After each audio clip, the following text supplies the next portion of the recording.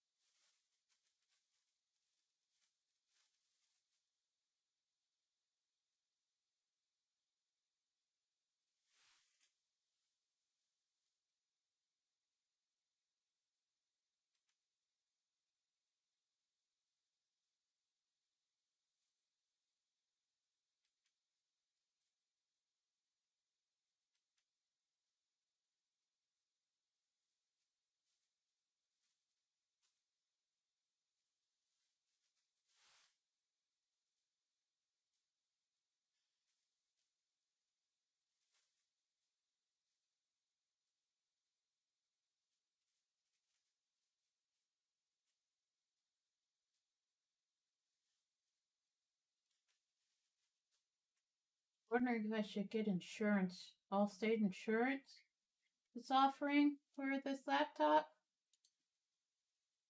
What do you think? Yeah.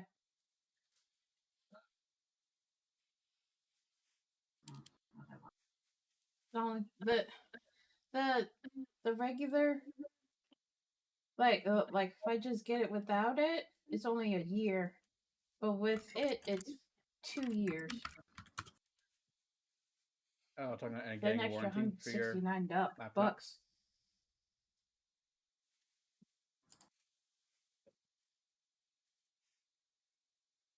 5 to 10 years ish. There we go. That's right.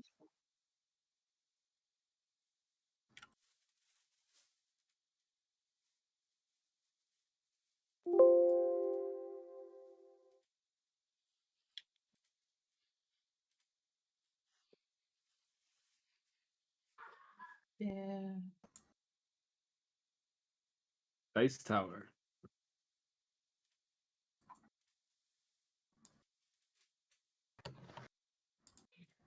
Is that a Kingdom Hearts shirt?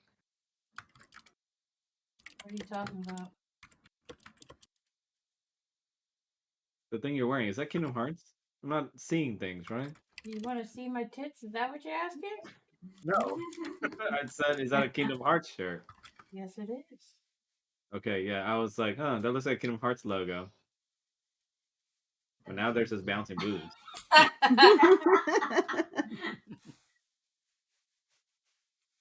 All right. Everybody all set? Yeah. Just logging into Yep. Roll 20.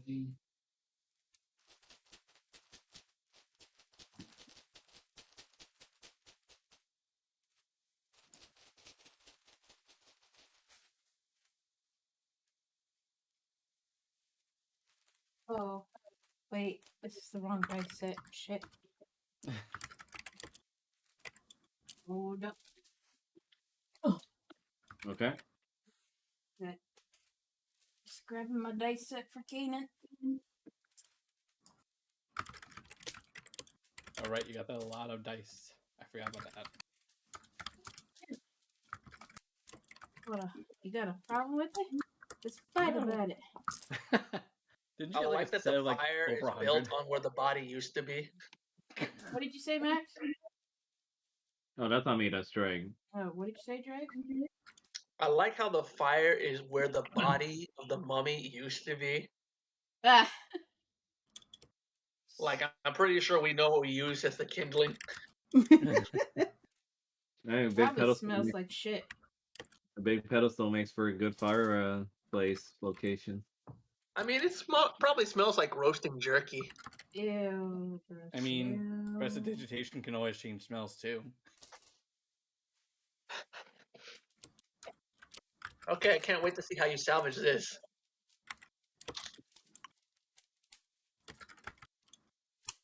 Okay. Okay. Oh, 1 second. I gotta turn on my light. No, good. Sorry. Okay.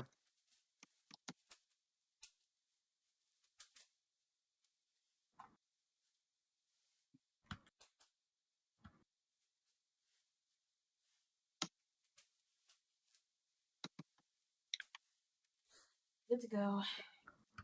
Alrighty. That's Everyone in? pretty stuck. Yep. Rattle, you do okay? Yep. Okay, Okay. because I can barely hear you. I don't know why. Is it testing? No. I'm just gonna raise your volume Yeah, up. I think you're coming through on mine. I'm not sure. I Yeah, I raised your user volume up, so it should be fine now. but it's showing. Can you see my dice tower? Like, is the numbers coming out Yes. clear? Okay. Why is this not Maybe I should use a different set so the numbers come out clearly. Ryan, roll again. It gets stuck. Yeah. Like, how? No, that's Yeah? clearly a 5. That should be fine. alright.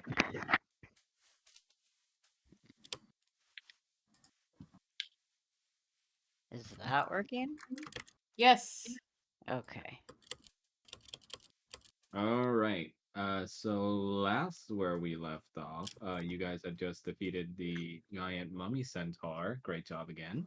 Yeah. And now your team has already gone through or are in the middle of the long rest still. Irina's busy right now training with Falmouth and Victor, and she's gotten a few new things now that she's gotten her first steps onto the real world. She is now spec'd into the swashbuckler variant of Rogue. So she'll be dual wielding the scimitar along with her dagger, and she has throwing daggers. Health wise, she has 34 health now, 10 strength, 18 dex, 10 con, 13 intelligence, 12 wisdom, and 14 charisma. Holy shit, she can protect herself. We can go home, guys. Our job is done. Yeah. I would We click did that it. We did it. I don't think Gizmark would be too happy about that. Oh, could you turn the music back on? Sure. One sec. Gotta have that music. Gotta have that emotion. Is it playing? You know, good. No. Not Weird. hearing anything. Let me just play it then.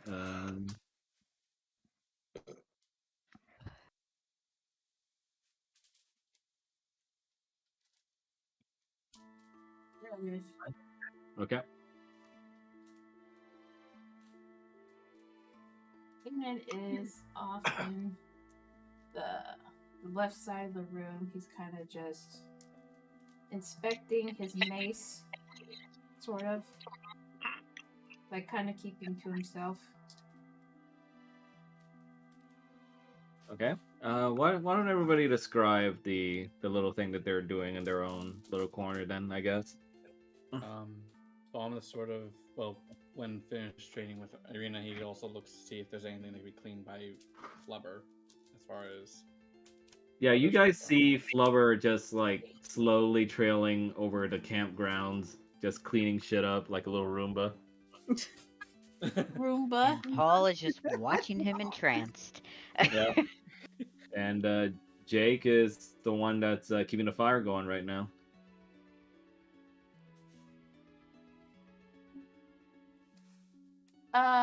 Let's Any see. interesting stuff in like the room? Since you mentioned there's like stuff might be personal value in the room. There's pretty much knickknacks and baubles. There's not much here worth mentioning that you'd be able to get any worth out of gold wise, and it's just really accessories that have worn out over time. With Flubber's help, you can clean them up and possibly get like 30. I'd say 30 gold if you gather them all. Still have a daggerfish in my inventory. Should we cook that and eat it? It's up to you. We got a cook boy over there. And I did add in the new functions that Jake and Flubber afford to you two in your bio pages as well. So there's that. So I guess Kanan is going to put the daggerfish on the fire. Oh, you're just gonna toss it straight on there? No. So he kind of just I pulls it mean, out and then if like, you want charbroiled. and he looks over at Paul's like, Okay, "Hey, so I guess I should ask: are you guys just gonna straight up just like? Oh, go ahead, Mel. I think you said you were gonna talk to Paul or something. I was gonna say." He holds up the daggerfish to Paul and it's like, "Hey, you want to try and make something with this?" That's Do right. you have I any Do other what the seasoning mummy or couldn't do. ingredients? Kill us all. I definitely can. We'll have to find some skewers. I'd say yeah, you guys will be able to find sharp enough objects among the treasures in order to skewer with, and Flubber can make them sanitary. Clean. You see, like you'll just see like a little cube just like swallowing a stick and have it come out the other end clean.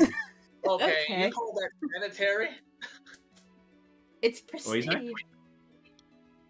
It's like a sea cucumber. It ate it and Yeah, then the shit it out. sounds he makes while doing it are super gross, but like upon touching it, you'll see that it's like super fucking clean. All right then. Let's make ourselves something to eat. Okay. So is Paul gonna initiate cooking mode right now? Sure. I don't remember how any of it works. You're up, Cool. Paul. So just as a reminder, how it works is there's a prep phase, a cooking phase, and a finishing touches phase. You roll for each of them. Flubber and Jake, if they're helping, can give you certain advantages on them. And yeah, so I'm gonna say you get one reroll on each phase if you want. But you know, afterwards you got to take the result. Fuck it, we're gonna do this live. Let's just go ahead and roll. So Uh, what? Just standard D20. hmm. Let's see. What skill can I make the prep phase? How do I make this? Prep. I would say that's like. Well, no, that's not animal handling. Flubber and Jake count for the animal. uh, huh. Survival? Let's make survival. Why not? Yeah. Do you have survival bonuses, Paul? Oh, you already made a check. Okay. So for a daggerfish, you definitely pass the prep phase with that. Why don't you describe how you're prepping it? Jesus Christ, fuck if I know. I did not prep for goddamn wrestling. It's a fish. I burn it. just do the Zelda thing. You can salt grill it. Oh, can he like cut There you it? go. Oh, okay. Slice Also, I it up. should You ask, got a cast iron. Why I'll not? say cut it with I a see. dagger. You take the dagger off of the fish. Well, back off the head. Yeah, so you begin prepping this fish that, quite frankly, just is this strange little fish that lives in Barovia. As you begin to take the meat and the away from the body and the bones and the head, you see that the bones inside are shaped in a way where the bones are poking out that makes it look like it's a dagger with a little handle inside for the bones. Yeah, nobody is eating those. So we're just gonna take those right out. Guess we know where the name came from. Turn them into fish hooks. We can use them later. For a second, instead of the bones, I thought you were gonna say there were gonna be parasites, and I was gonna be like, really? Are we doing this? No, they're good. So you're now on to the cooking phase. And I should clarify: is anyone going to help you with this, or? It's a fish. If he fails working on a fish, then he's clearly under complete duress. Okay. I should remind you too that you do have Flubber's bonus when cooking, so there's at least that you can use. How does that work? Let me see. So for Flubber, if I remember right from the text I made for you, it's when he's helping cooking, during the cooking phase, I think you can use him to roll with advantage if I remember right, but let me check. Uh,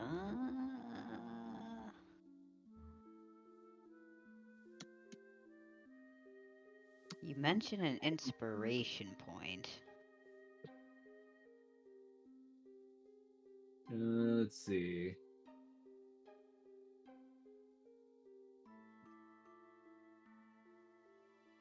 Yeah, so they act as an additional reroll in the form of an inspiration point that activates only during the cooking minigame.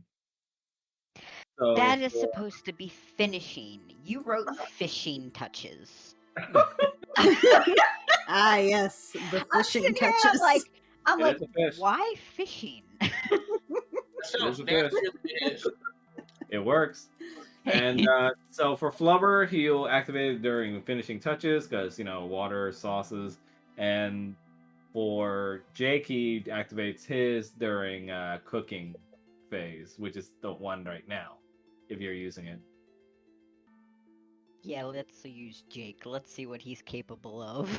Okay, Jake is going to allow you a reroll if you want it, but go ahead and roll for survival. Nobody will survive this. Just keep picturing State Farm. Hey, Oh. nice. 20, not nat.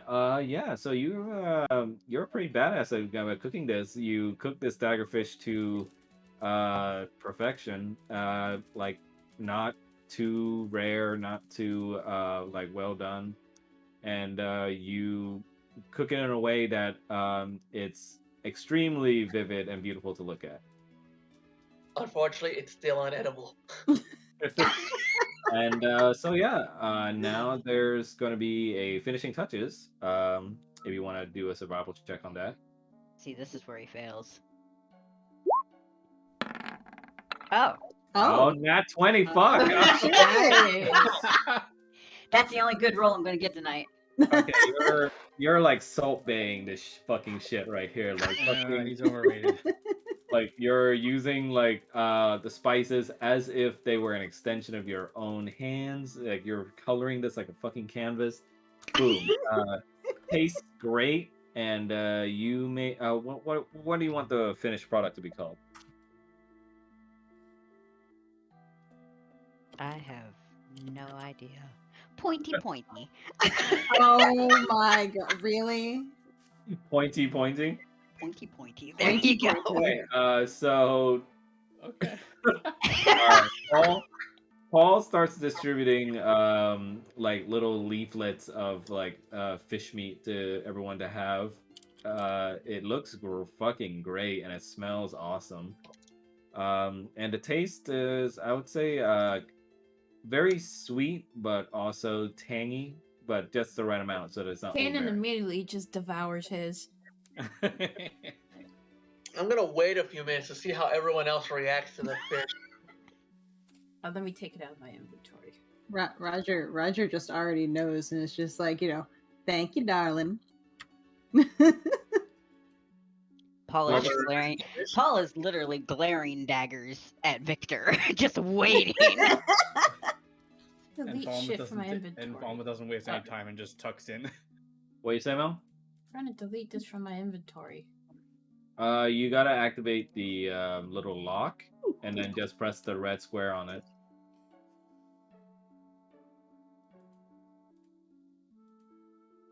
You good? Nope, I'm stupid, but I'll figure it out. Keep going. Yeah, and you see Flubber and Jake just roll up in front of you, Paul, and they bounce up and down like, "What were you so useful, master?" You guys did pretty amazing. I gotta say, this is a really uncomfortable dynamic you have with these things. And Why? you see Flubber and Jake about to like just like body five each other, but they realize what that would entail, and they just like back off at the last second. That's the point at it. That's why.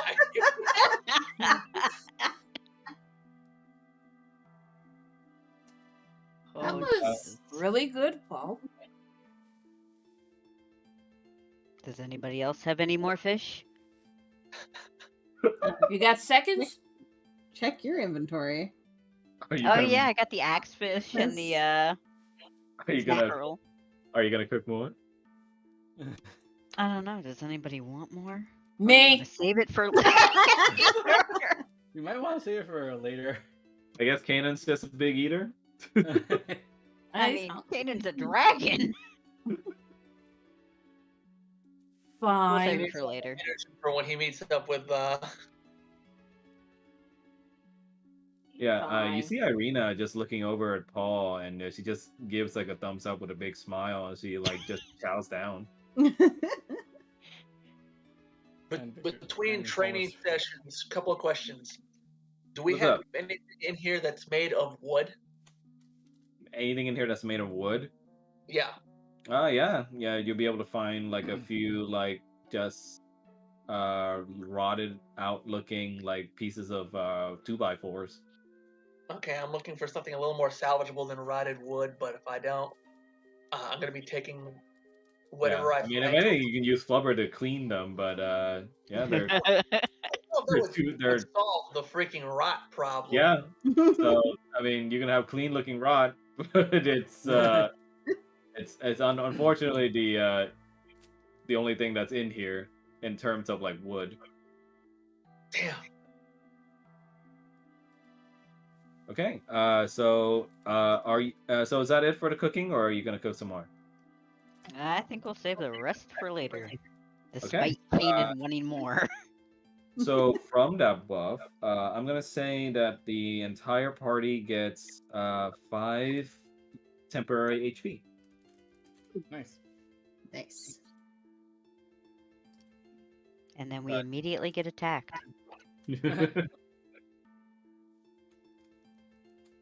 Okay. So if there's nothing else, I'd say we can complete the long rest phase. Yep. Okay. I already prepped my spells before we came in. Nice. My spells are Does anyone prepped. else need to change spells? Anything like that? No. You No, said we got I'm 5 good. temporary HP? What you say? You said we got 5 temporary HP? Yes. Alright. Yeah. So you can add that to your temporary HP box. It's nice to eat good shit. That was a nat 20 on that too. And Okay. that's the only one I'll get. Yeah, you say that, but sometimes the dice just works out in your favor. Don't jinx it. Nat 1, nat 1, nat 1. The key, Max. What you say? The key. Okay. No, don't loop. Okay, so you guys awaken, still in the murky depths of the ruins. You quickly put out the fire, and the rest of the dungeon is yours to traverse. Alright, so. Is there anything beyond the door that Irina touched and got knocked back from? Yeah. You see that after the door bursted open from when Flubber had literally torrented through it. Turned to a fireball and shot my ass across the room. Yep. You see inside is a small little stairway that shortly leads down into a smaller room. And Irina is like standing right beside the gate. There you go. Does anybody else see down there? Or is it just me? I can. I mean, I don't got dark vision, so. Looks Okay. like there's like a well or something. Well, Kanan is going to use his cantrip light. Okay. Where do you want to put it? He's gonna put it on his mace. Okay. So big shiny mace. Okay, got it. Pretend it's a let me- torch.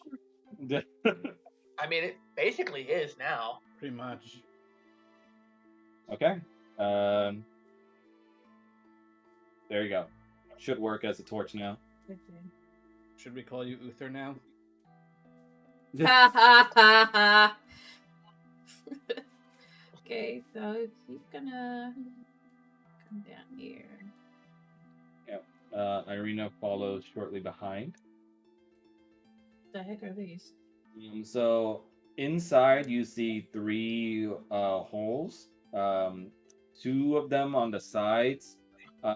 On the left you see like just charred remains inside the hole, and on the right you see like a tiny little reservoir of water. And Flubber and Jake just react, and they speak from inside the weapons of Paul and Roger, and they say, "These were our resting places before we were awakened by your entrance." I don't think I'm ever gonna quite get used to that. About having a talking weapon. Uh-huh. I mean, intelligent weapons do typically have speech, so just think of it that way. Look, the intelligent item thing, that's relatively tame. That it's a freaking cube, and I forget what Jake is. It's an orb. Jake Those is are a little more abstract. the Ponder Orb. And what's in this third hole? Yeah. Flubber and Jake answer, and they say that what lies beyond is further still deeper within the ruins of our master Tomoa-kan. We do not know what lies beyond there. I was about to say it's a fancy way of saying you don't know. Okay. Kanan is gonna see if there's any kind of safe ways to get down. You look inside the hole, and you're just looking into it, right? Yeah, just looking. Roll me a perception check. Yeah. Perception.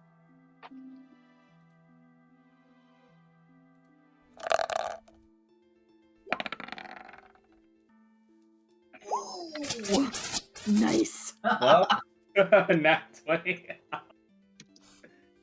Nailed Okay. it. Nice. Okay. So You, universe. with the help of your mace and your dark vision, you look deeper within the hole, and you're able to notice that it's actually a tunnel that leads deeper within, but it seems like it curves down there and leads somewhere else. Look, it's some kind of tunnel.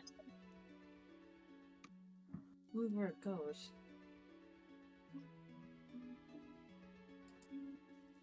So.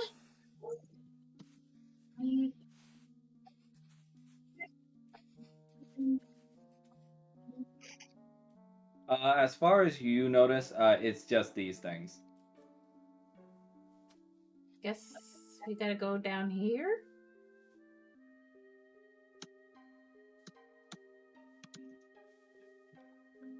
Irina just shudders a bit, and she says that I tend to avoid dark, cramped tunnels.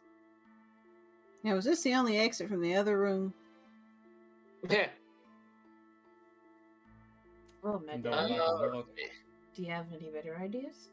I can double back and see if there's any other areas that we missed. Irina says, Yeah, it might be a good idea. Irina says, as much as I hate it, if it's the only way to go forward, then... Nope, that's the only way out. Oh, super. Irina says. I switch my cane into an offensive weapon, and I'm gonna go in. Bomb Okay. just jumps in.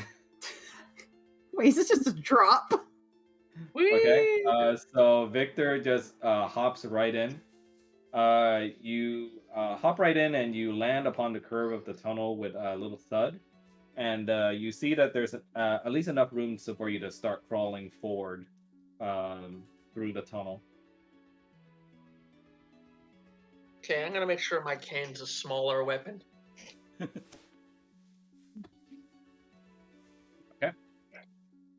So I now have a knife, and I am just crawling forward. Okay.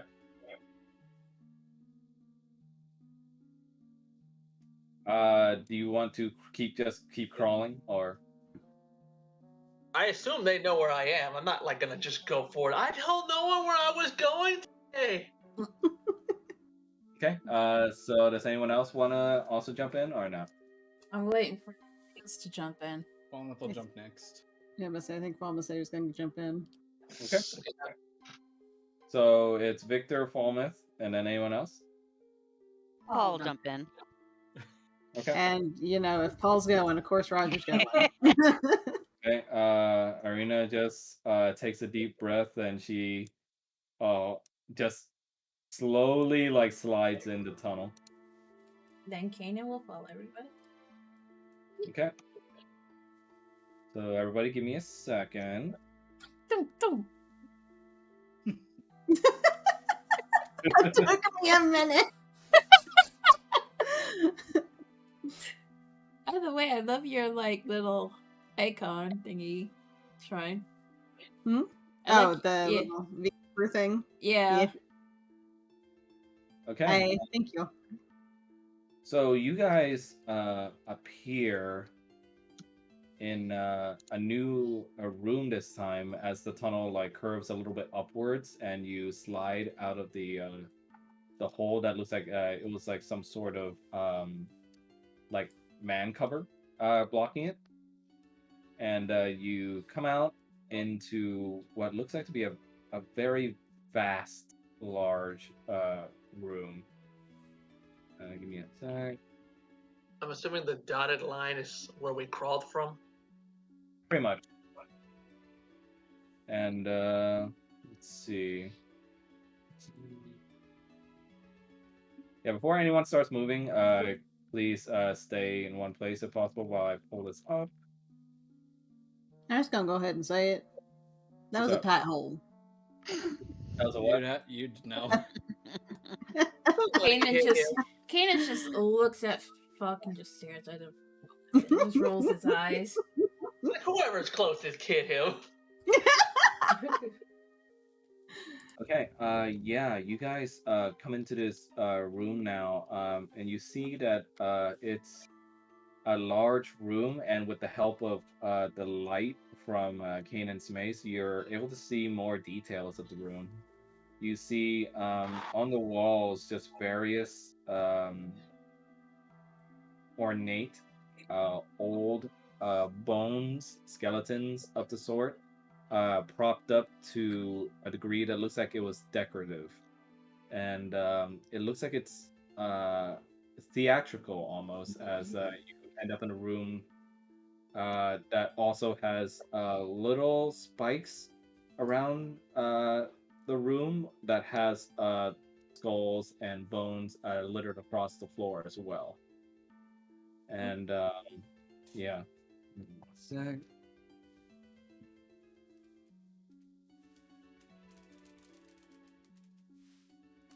The bizarre room looks like it's depicting some sort of weird scene. Can you everyone make a perception check for me? I'm gonna use my dice tower this time. Okay.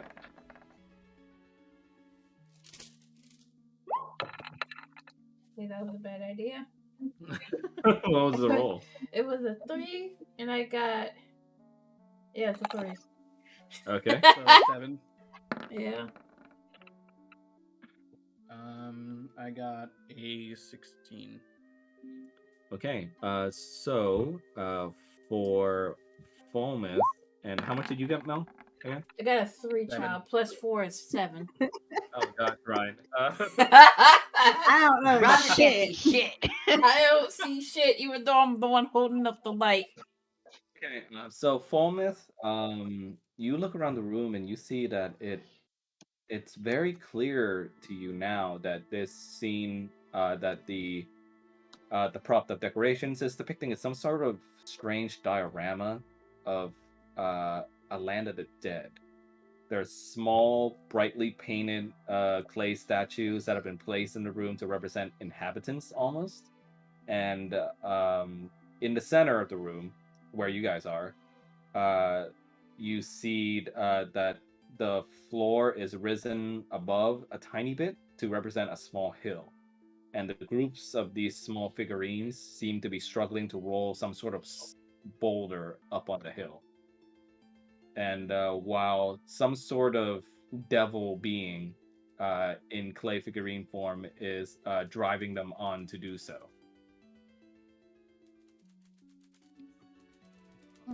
That might be a relative of mine.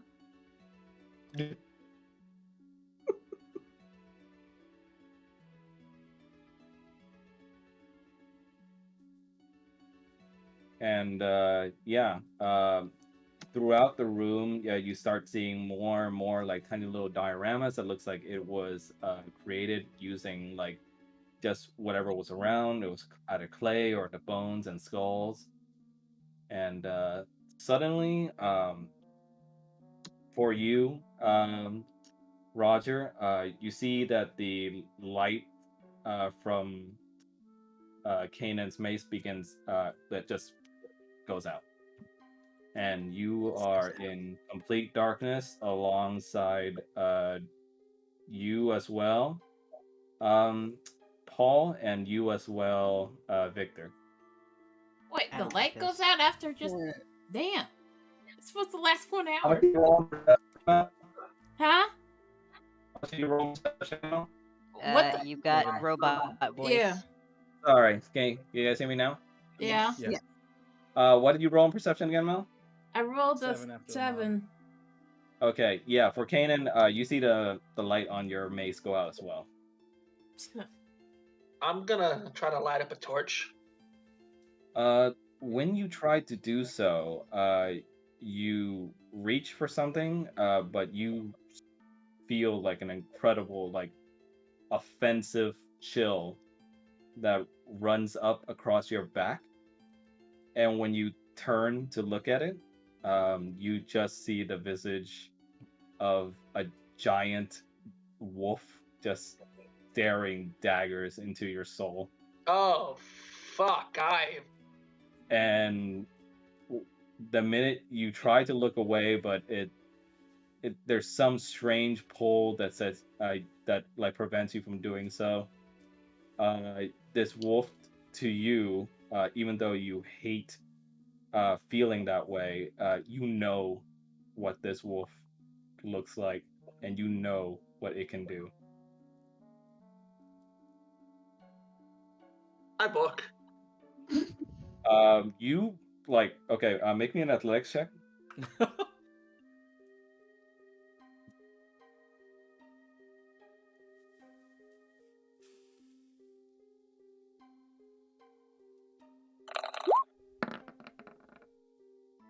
Nice. So you begin just like hauling ass, and as you're running through the darkness, you can hear the wolf just like already pounding its paws on the ground with each step, like growling as it like chases you down with bloodlust in its growl, as it intends to chase you down until it gets what it wants.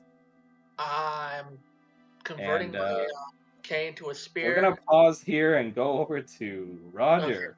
Oh no. You begin to hear the sound of Victor, like almost like running for some reason, and you turn your head to face at the sound of the noise, and you see the visage of a rather fair-looking blonde lad Oh no. with Red their flag, back red turned flag. to you. Oh no. And I when hate that they song. turn to you with a very, very familiar smile, and they look at you with a look that you thought you haven't seen in forever. and they just ask, "Hey, working the same time today?" Roger's just gonna sort of freeze. But, all right, anybody else seeing this?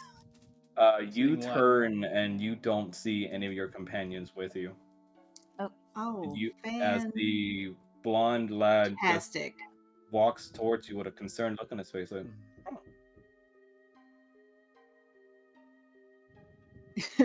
Roger's already kind of spooked. La, la, la, He's just la, sort of slowly backing up a little bit. la, la, la. I thought you hated the cowardly dog. the blonde gentleman just continues to get close to you and just starts to look extremely concerned for you and just says, "Hey, come on, it's just me." There ain't no way you're here. I'm in the middle of a pit in the middle of nowhere. There ain't no way you're here. How do you know that? There isn't any way. Come on, it's just us. Roger's just gonna keep backing away from it. Like, nope. Why don't you make a wisdom saving throw for me, Roger? Oh no. Okay, hold on.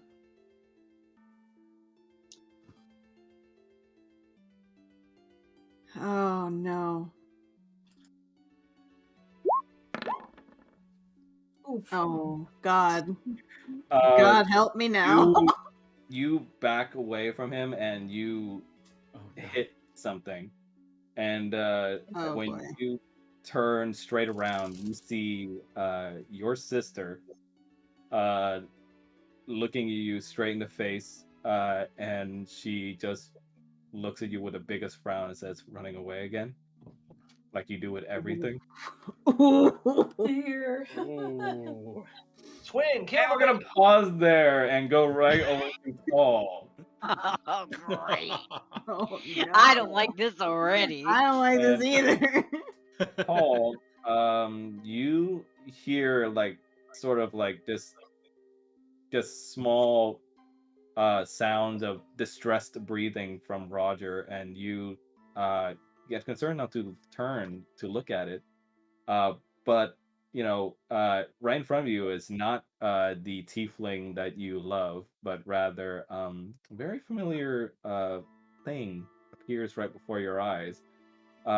In the far distance, in the darkness, you just see like a small, charred-looking doll that just sits there with half of his face burnt off, and it just smiles at you with like a now crooked, half-burnt smile.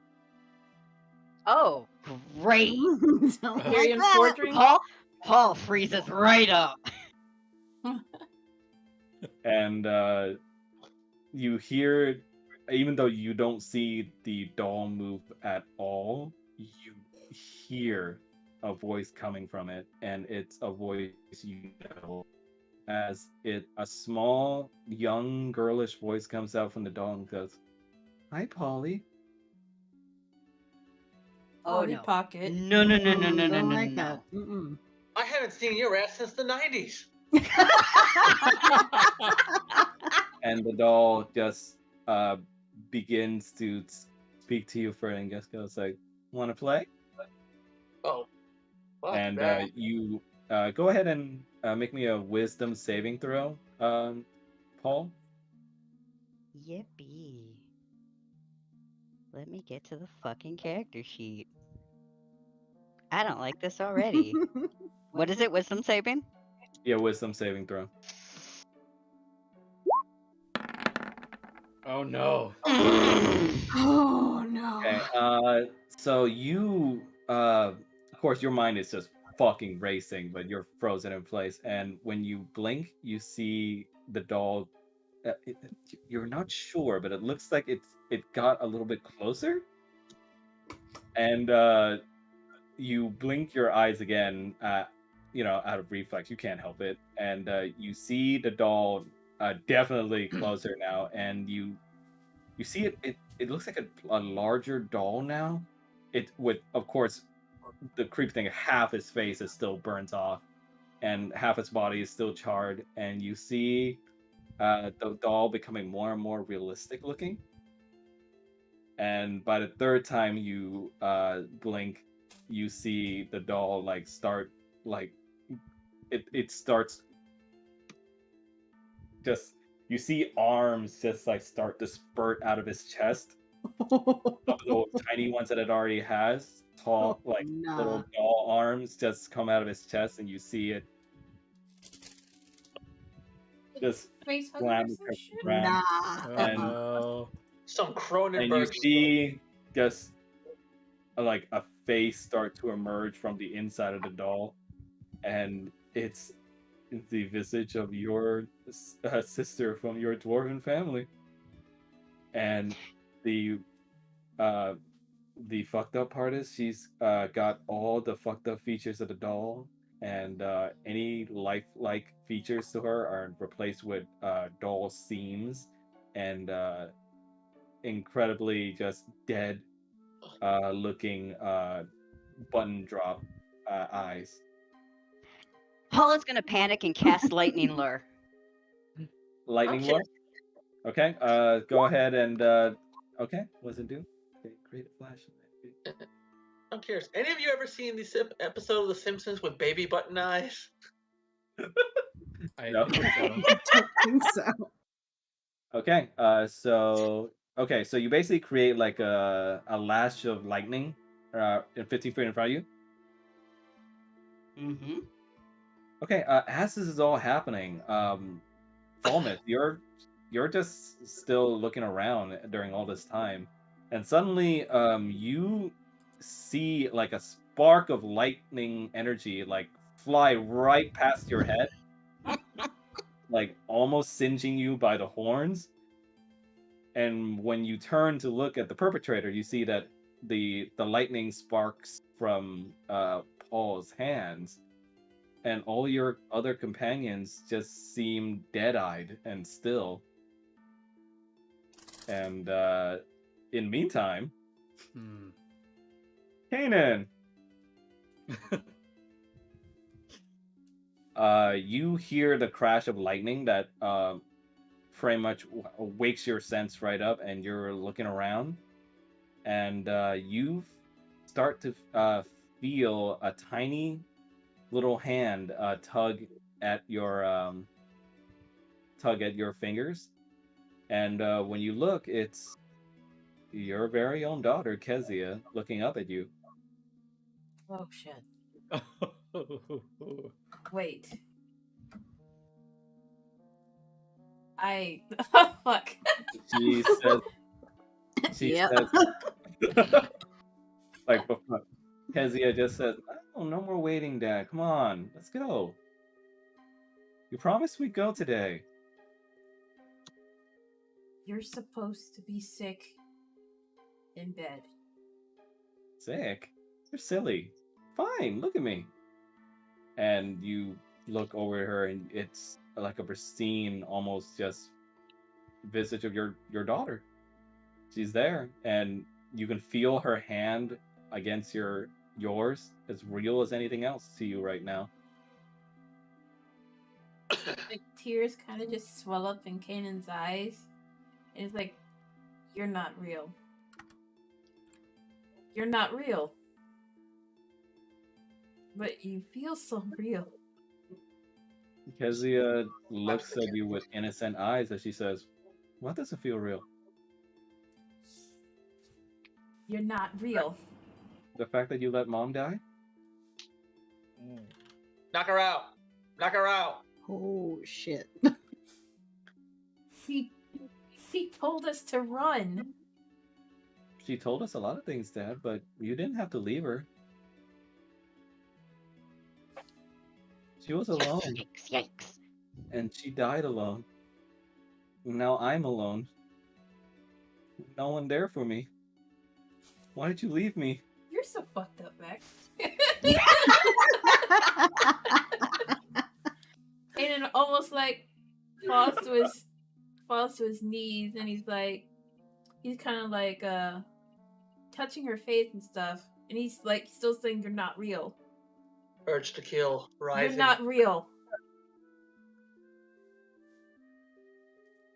And go ahead and roll a wisdom saving throw, Mel. Okay.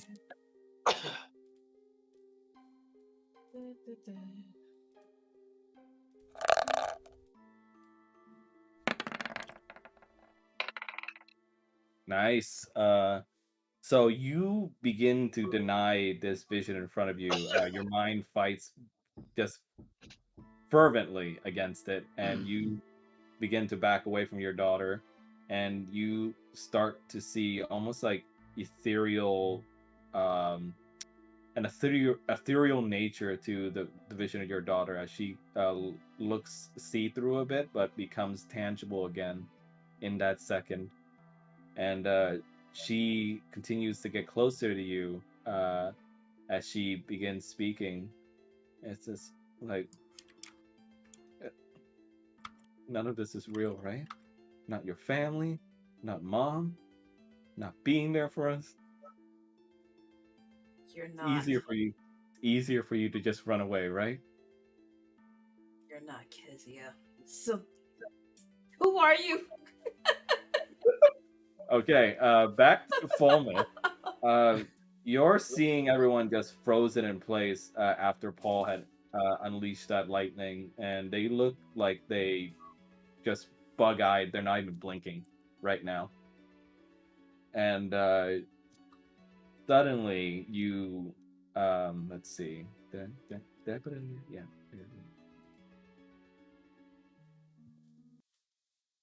Oop, music went off. Uh-oh. What's going on? Time for a song change, I'm guessing. What the hell? That Fulmouth, vision as fuck. Fulmouth, you start hearing little pit patters around the area as you hear the bones in the area being moved slightly by movement of some kind. And a large voice booms out from the darkness, the small light afforded by Kanan's mace moving a bit as uh, in his stillness, Kanan drops his mace to the ground. And a feminine voice speaks out to you. Oh, you're an interesting one, Silver Thing. You'll find him full of surprises. Yes, in vagina. Sorry. And the voice continues speaking to you. Such beautiful little toys these snakes have brought to me. Often they say I cannot eat them, and so I simply wrap them up for them as part of our agreement. But it would seem you are not a part of that.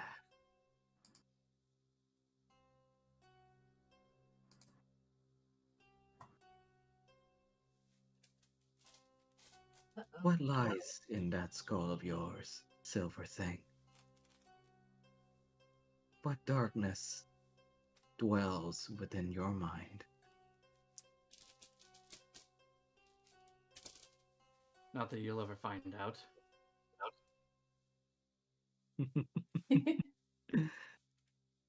It would seem your comrades do not share that sentiment.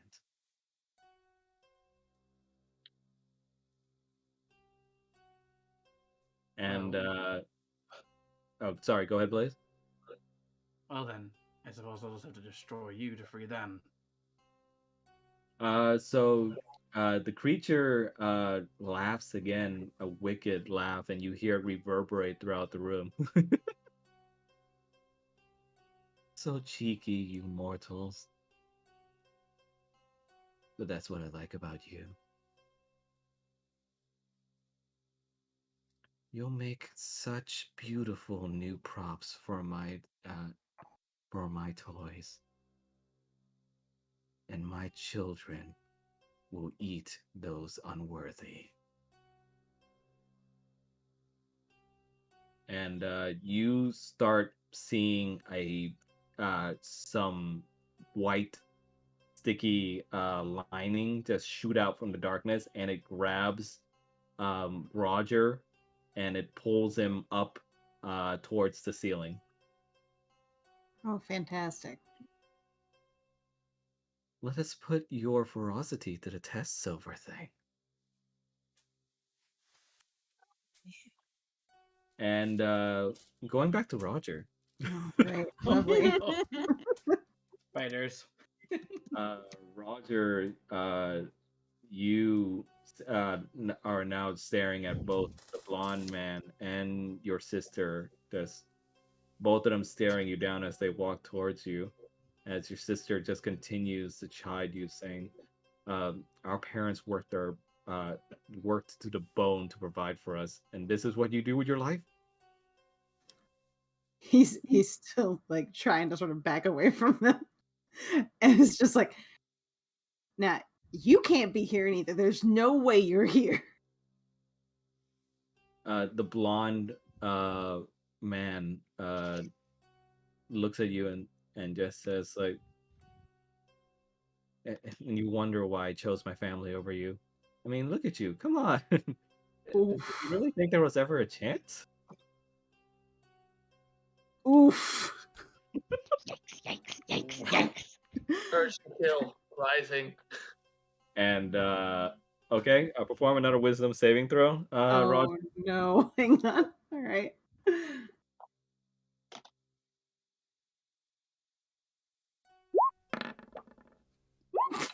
Oh no.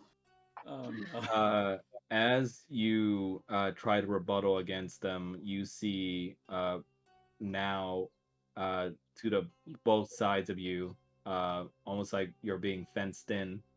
Your parents, Honor and his wife, looking at you, Oh and they boy. look at you sternly and just says,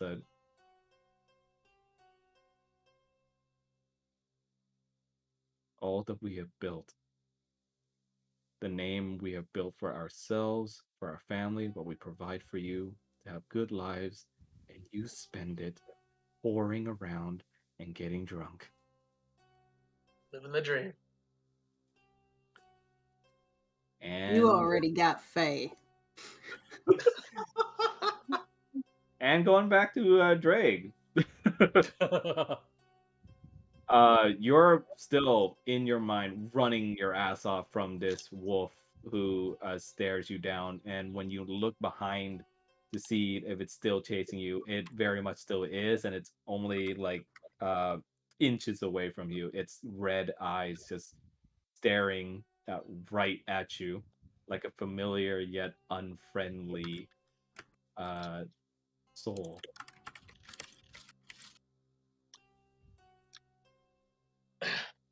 You're not real. You're not real. And I'm not prey. You then notice that you're just in the middle of like these dark woods now. The wolf behind you is gone, but you see just multiple red eyes just open up in the darkness of these woods around you.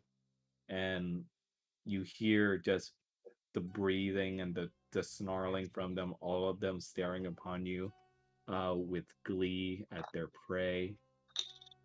And when you look down at your hands, you see just blood and viscera, and below you is a corpse of a family that looks like they had been running for God knows how long.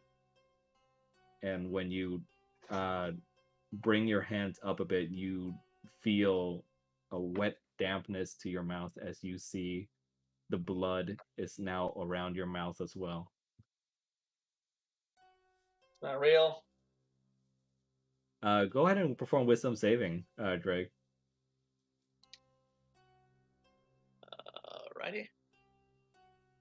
There we go.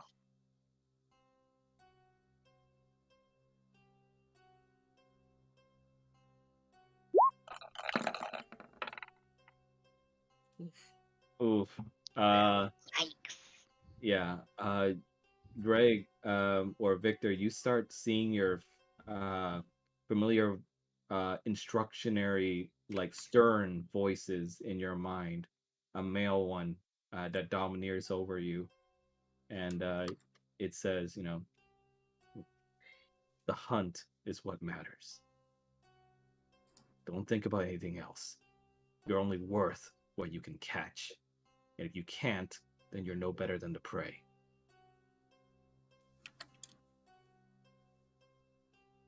I mean, you're not wrong.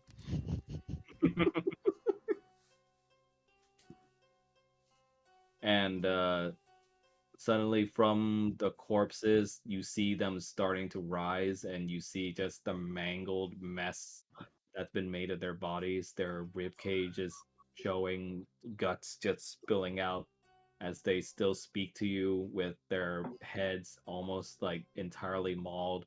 As you can see, the entire lining of their mouth and gums move as they talk, and they say to you, "Because that's what you are, a monster. That's what you will always be." I am slowly pulling out my silver short sword, so that I got two weapons. Okay. I have a question. Yeah, what's up? Is it possible for me to adjust my cane accordingly so I can link it up with my sword with another existing weapon? Like What do you mean? I Like want dual to wield? Or Hmm? you mean like dual wielding or well, like if I wanted to turn the cane into like the haft of a spear and basically wrapped it no? around We'll just say for now the cane, just for the purposes of balancing, we'll just say right now it has the purposes of only turning into a hammer or a sword. Okay, fair enough. Yeah. Or a dagger if you want. Yeah. So I can turn itself into weapons. Okay, cool. Yeah. All right. Okay. So what do you want to do? So yeah, at the moment then I guess that means I'm dual wielding and I'm just kind of trying to keep everything and everyone in my line of sight. Yeah.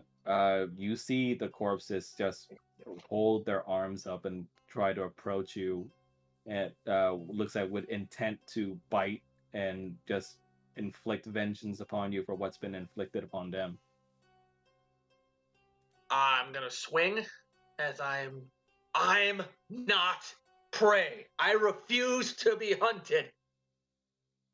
In reality, Falmouth, you start seeing just it wasn't bad enough that you see Roger had been taken up into the ceiling. Now you see Victor draw his weapons and he starts just swinging at you. Can you make an AC check, Drake? Yeah, sure. I just swing whatever. Yeah, just whatever. Ah, yes, TPK by hallucination. Got one thing to say about all this. Acid trip. We shouldn't have inhaled the spores. What'd you say, Roger?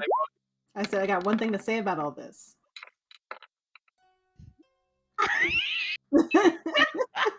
Emotional damage. I love that I can do that. It's fantastic. Okay, so unfortunately this hits. Fulmouth, you start seeing him swing with random abandon, and he manages to nick you with a few of his strikes, and he deals you 13 damage. As you hear the spider just ring out its voice around the area again. It's staying right clear in the darkness, being sure to stay away from you as it laughs and taunts you, going, "So what would be, Silver Thing? Kill your own friends? Or perhaps just give up and be a part of my collection?"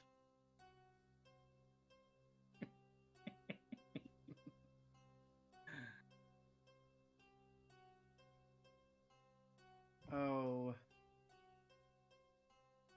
I don't think either of them really suits me.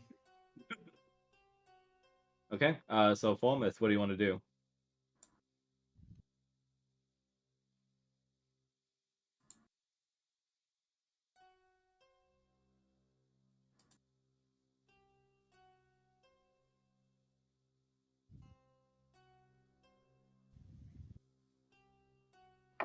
Okay, I'm going to cast Branding Smite on my javelin.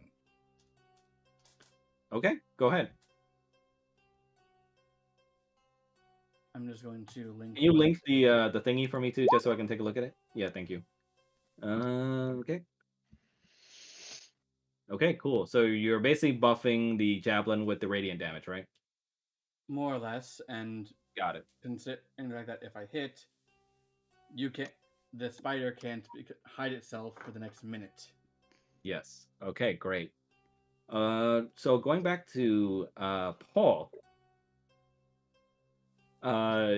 you just stare in utter horror as this new being emerges from the body of the small doll. This huge thing somehow coming out of a small doll, and from it you just see your sister in horrendous fusion hybrid with the the burnt doll as you hear her neck snap a bit as she tilts her head to the side, and you see she has piercing equipment on her hands as she says, "Let's play, Polly."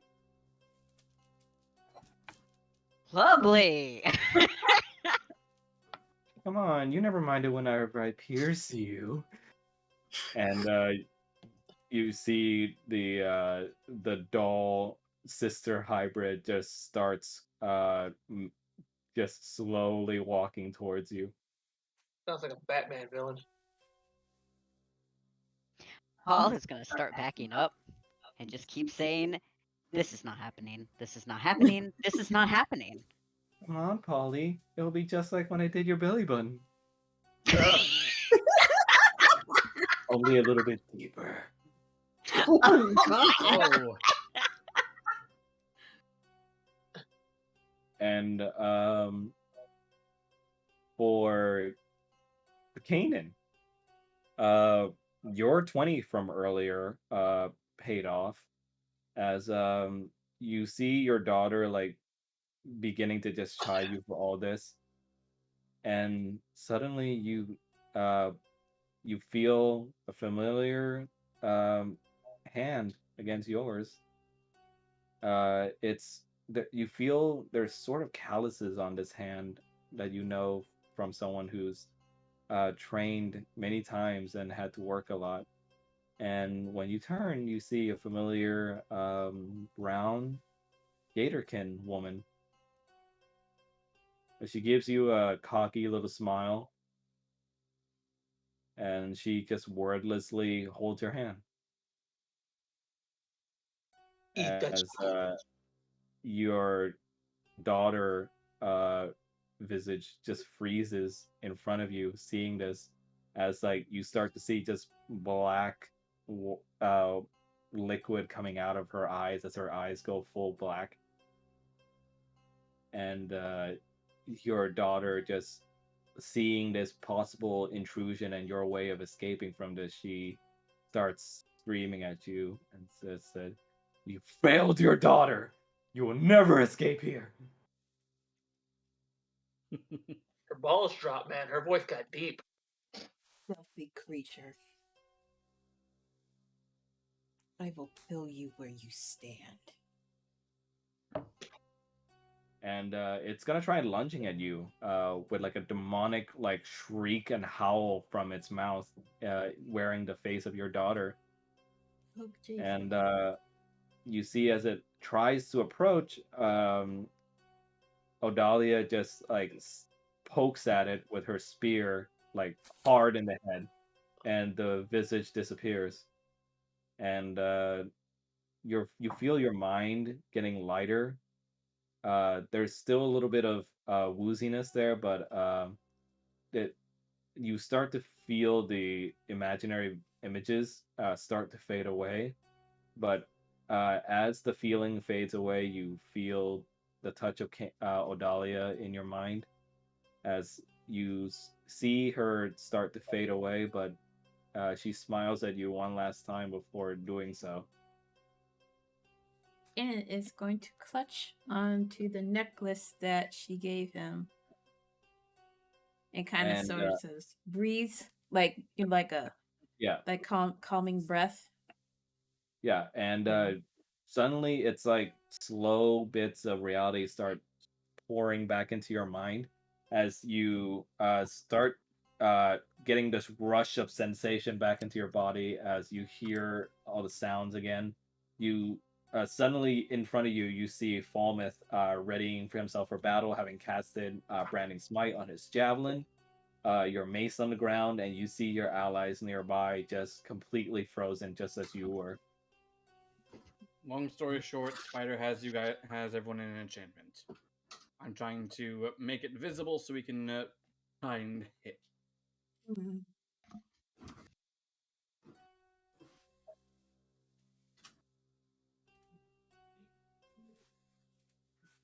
Eat. Why is okay? Is the spider anywhere near us? It's so right now there's like a big dome of light being afforded by your light cantrip on your Uh-huh. mace, Uh-huh. and it's like swinging through and staying outside of that dome, like using its effects on you and your party members, but you and Palmas were luckily able to resist it.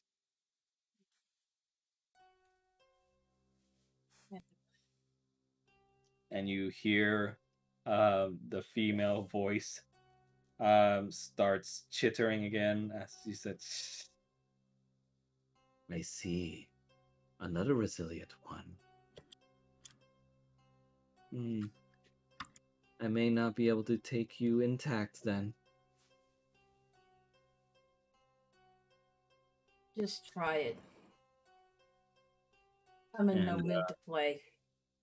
you hear a big chittering of like almost like mandibles now as you start hearing even tinier pitter patters across the ground as it says, that's a uh, we will see then if you can stand up against my children.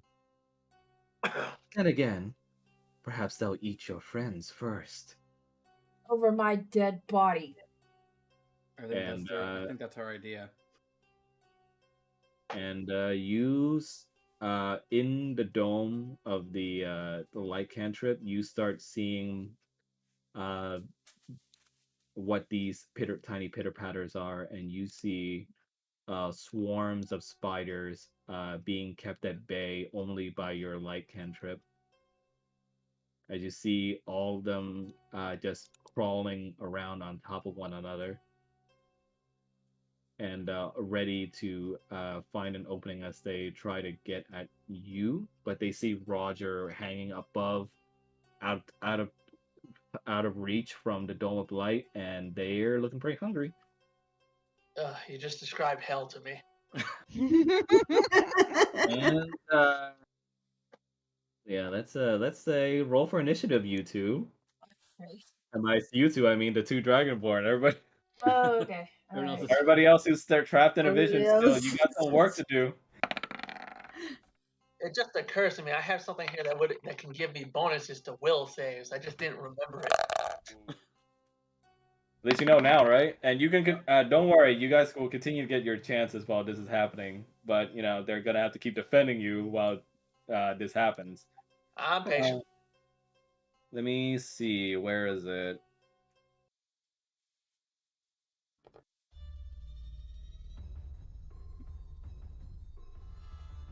Oh.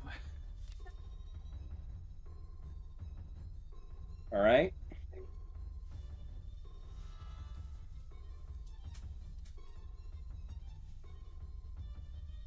You're an asshole. I hate spiders. Didn't you think it was interesting how that one day I was asking if you'd be okay with them being in D&D?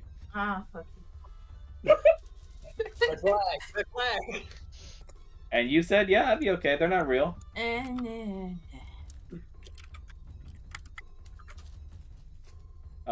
Give me a sec, folks. Sorry, I'm just trying to get these. Like, it's. I'm going In to other take words, advantage of mistakes were that for a made. moment. Wait a sec. Use the rest. I said I'll take advantage of that for a moment to use the restroom real quick. Hold on. Oh, okay, go ahead.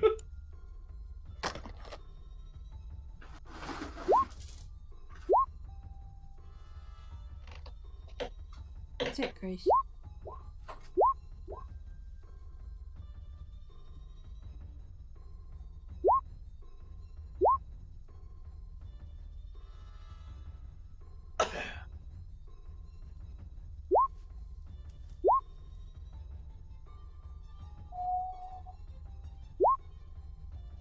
What is happening? I'm just doing initiative for the spider swarms. Oh, lovely.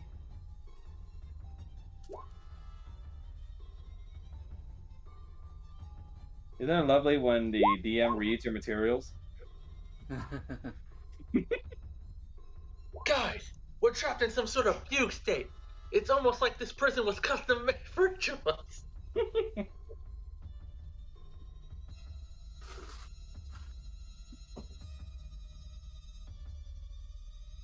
Grace, no.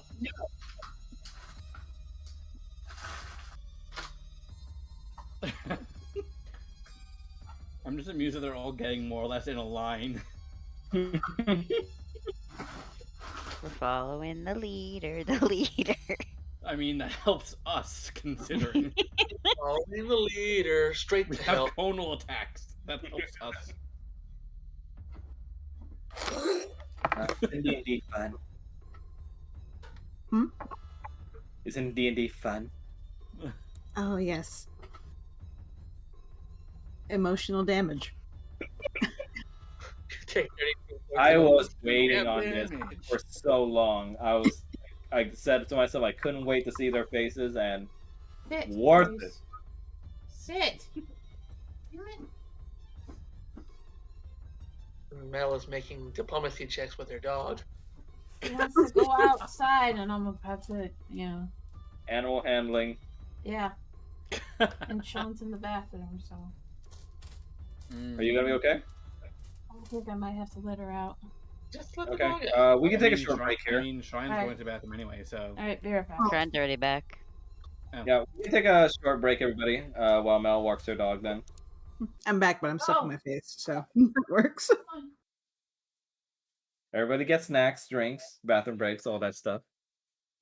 So, how's everybody feel about what's going on right now? Can we roll initiative on you? There's a reason I asked for backstories, people, Yep. so I can weaponize them. I mean, I'm just playing to one of Fallen's personality traits. I can stare down a hellhound without flinching. He's not intimidated. Roger's just like, don't like this, didn't prepare for this, didn't come here for this, no thank you. I didn't expect all but Falmouth to fail the check. I was just like, ooh, this. I'm kind of surprised that perception check got through an illusion. Oh, you'll see why. Oh, I don't like that. Better question. Where the hell's Irina? Right now she's trapped in her own illusion, but I was gonna say that's a valid fucking question. I'm back. yeah, right now she's trapped in her own illusion, but you guys don't see what's going on. I'm back. She's trapped in her own illusion of Strahd trying to put the moves on her. Probably. Oh God, he's Something- twerking. Something a little bit more. Well, I'd be spoiling. Careless whisper plays in the background. I'd be spoiling if I said anything, but yeah, she's going through. Doing illusions something too. more magic R-rated. Mike.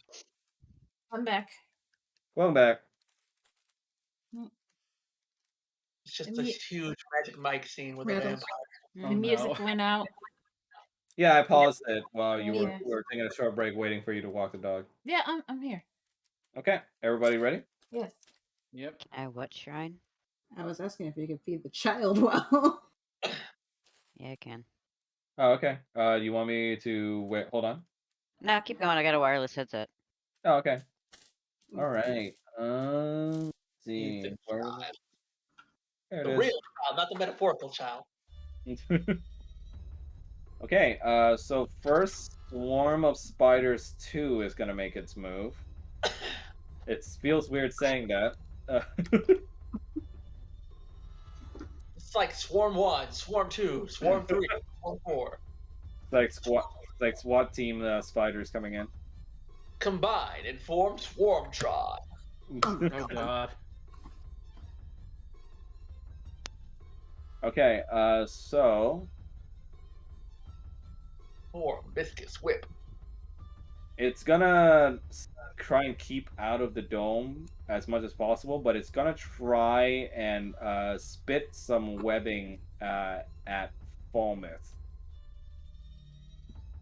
And by spit, I mean coming straight out of his ass. They're jerking. Remind me what your AC was again, Falmouth? 16. 16? Alright. Mm-hmm. Ooh, unfortunately, it only rolled a 13, so that doesn't hit you. You see the webbing shoot past you, and it just misses as you dodge right to the side. Whip. And next up is your move, Falmouth.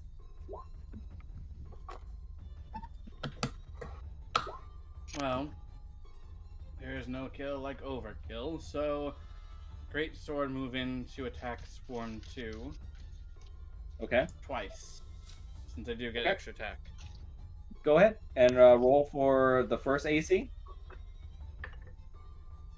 We get extra attacks now, or is it just you? Level, Yeah, it's a paladin and fighter. And then Yeah, I think Ranger there are too. extra attacks at this level. Say that again, Blaze. 12 plus 8 to attack, so 20. Okay. Yeah, you fucking hit this thing. Go ahead and roll for damage. I'm just gonna hit the button just to make it simpler Yeah, go ahead. for the damage.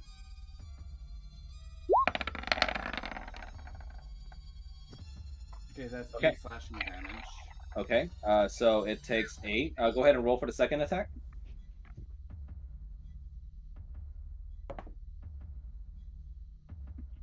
Um,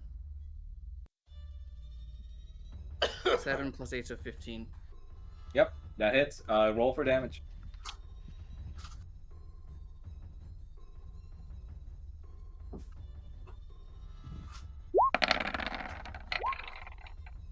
Another 14 damage, so. Nice. So you slash away at the swarm of spiders with your great sword, and you manage to cleave away at this thing, just excising this horde of spiders from the world as it dies to your swings. And anything else with your turn? I move a bit closer back to the group again just to help form a defensive line. Perimeter. Yeah. Okay. So this swarm of spiders is gonna try and go over here. And it's gonna try and shoot some webbings over in Paul's general direction. Kanan, since you're nearby, I'm gonna allow a chance for you to defend your allies here with a that's I got a shield.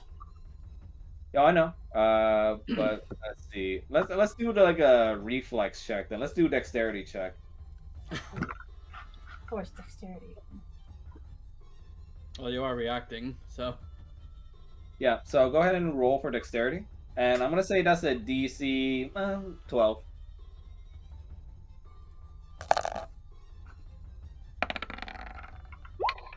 Ooh. Unfortunately, you're unable to catch it with your shield in time, and some of the webbings catches on to Paul, and you see the creature starts to pull Paul away from your group. And that's gonna be its turn, though. Okay. Kanan, you're up. Okay.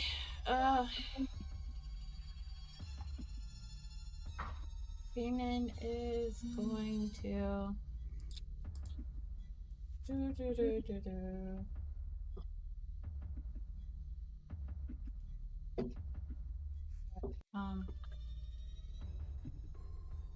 he's gonna cast Guiding Bolt.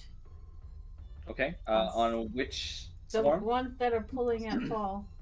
Okay. Go ahead. Can you link Guiding Bolt for me? Yeah. As a reminder.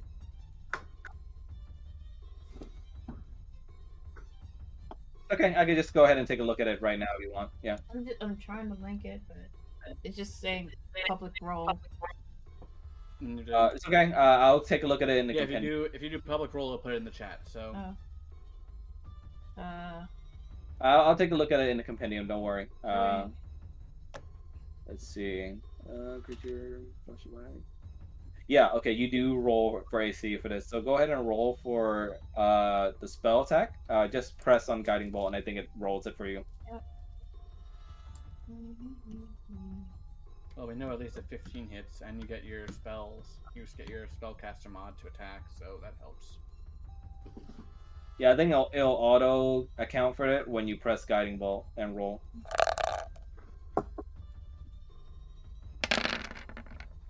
Oh, you hit. Ooh, Look at all them dice. That's a fucking 20 radiant. You, go ahead and describe how you want to cast this. Kanan forms a bolt of pure radiant light in his palm, and he tosses it like a fucking fastball at the swarm of spiders that are pulling at Paul. You toss it like a fastball. Okay. Oh god, please tell me this works. Give me 1 sec, folks. Why does this have vision? It shouldn't have vision. The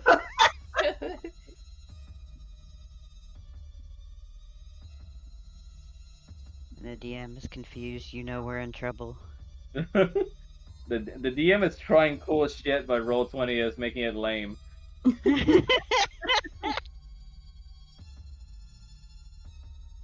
I'm just gonna subtract 1 spell from the. Oh, who did we lose? Was it Drake? Yep. Okay. Yeah. Fuck the fancy animation. It's fine. Yeah. Go ahead. Yeah. So your guiding bolt flies like a fastball, and it like smashes right into the swarm of spiders, and you hear just sharp, little chitter chatter shrieks as like many of them get dissolved by pure radiant energy. And you see that the swarm of spiders is like middling, but it's definitely still around. But it's definitely not around strongly enough to continue pulling at Paul anymore. I can't pull him back, can I? You can use your movement, I'd say, to do that. I'll allow it. That would leave the others exposed. So. Yeah. You can move up to your amount of speed every round, so you can move in, grab, and pull them back into the group. Technically speaking, like your walking speed is what, 30? So you can Yeah, move but it's just like the other characters are exposed. Exposed if I try to pull one. Not really. You move in, grab. What you can do is you can go up, pull him, and then go back to your original position. I think you have enough movement for that. All right. Yeah, you have 30 walking. All right, Paul is going. Speed. Paul. Kanan is going to pull Paul back towards the group. Okay. Go ahead. And yeah, where do you want to put him? Okay. Right here. As far away as from the doll as possible. And then Kanan is going There is no doll, Paul. Kanan is going to. Can I can't prepare my shield, can I? Or hold it up? No, that would be preparing an action, and that would be an action. All right, yeah. then I'll end my turn. Okay. Swarm Spider 3. Yeah, it's gonna make its way over here, and it's gonna try and shoot some webbing over at. It's gonna try it on Victor now. So, Victor, what's your AC?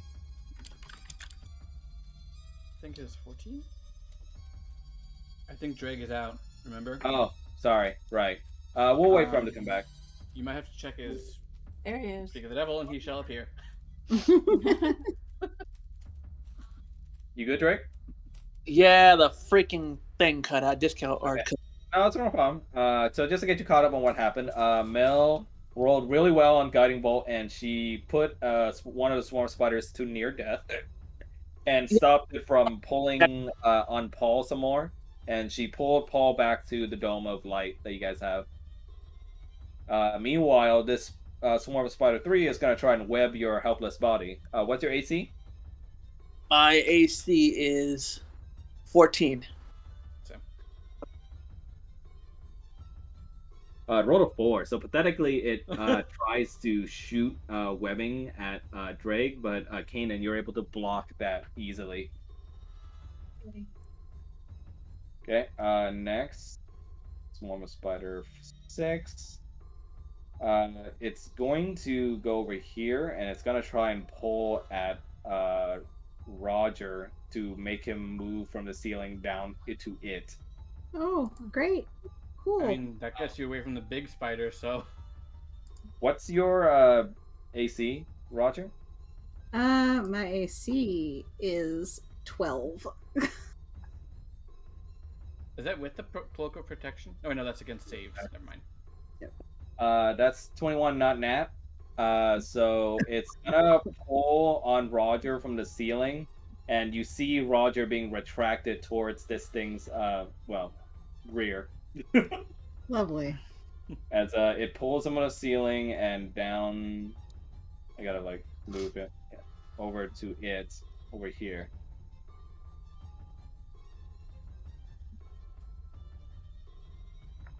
And that'll be its turn. Okay, this one's gonna move over here, and it's gonna try and web at Paul again. You can certainly make... For this one, I'm gonna allow you to try and block again, Kanan, so go ahead and dexterity save it. Not dexterity save, sorry, dexterity check. My dump stat. You said dexterity check? Yeah, dexterity check. Okay. DC 12.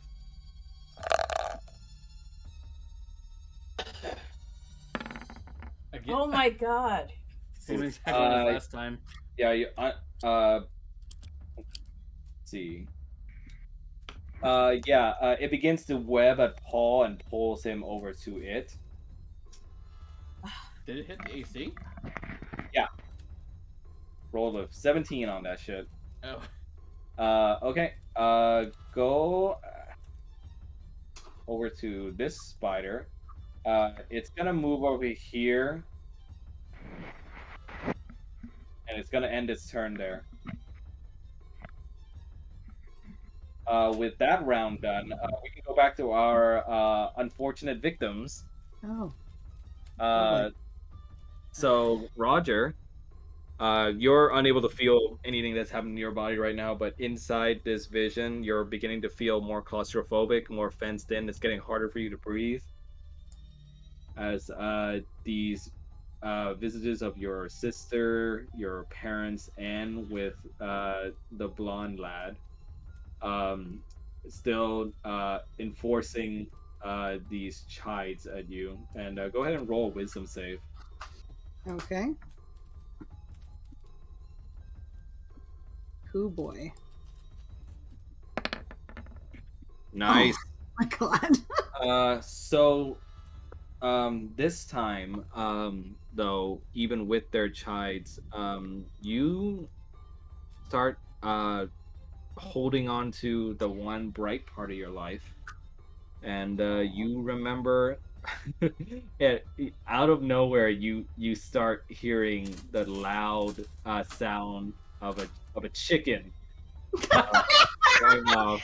Ah, yes, love of his life. You have the weirdest spirit guide. And So you like Spookos? from behind you, you see just a rather simple looking lad with blue hair. He's holding his two prized chickens in his arms, and he just gives you this big, dumb, goofy smile. And holding on to that memory and holding on to him, you start to feel the oppressive aura of the visions start to fade away, and you close your eyes as you start to anchor yourself back down in reality. And when you open them again, all these sensations come flooding back to you. Unfortunately, you see that you're currently being pulled at and webbed by swarms of spiders, which you are heading towards. Out of one hell and into another. Opens his eyes, been like, "I told you, fuckers, you weren't real." Opens up. This isn't real. This isn't real. Oh, but this ain't any much better. And Dre,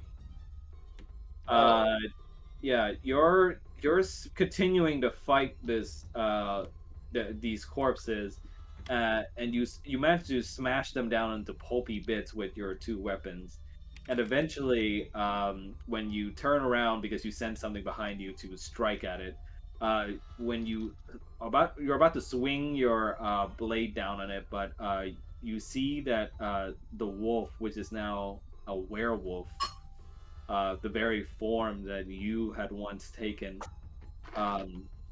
holds your arm and stops the hit from coming, and you see it just smiles maliciously at you with these beaming red eyes. Go ahead and roll wisdom save. Okay.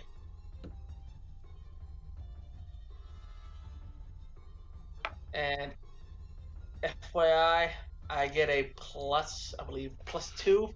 Yep. From the marks of the beast. Okay. Go ahead and add a +2 to whatever roll you get to it, along with any wisdom modifiers you may have. Oh, he definitely gets through. That's a 20. Nice. Okay.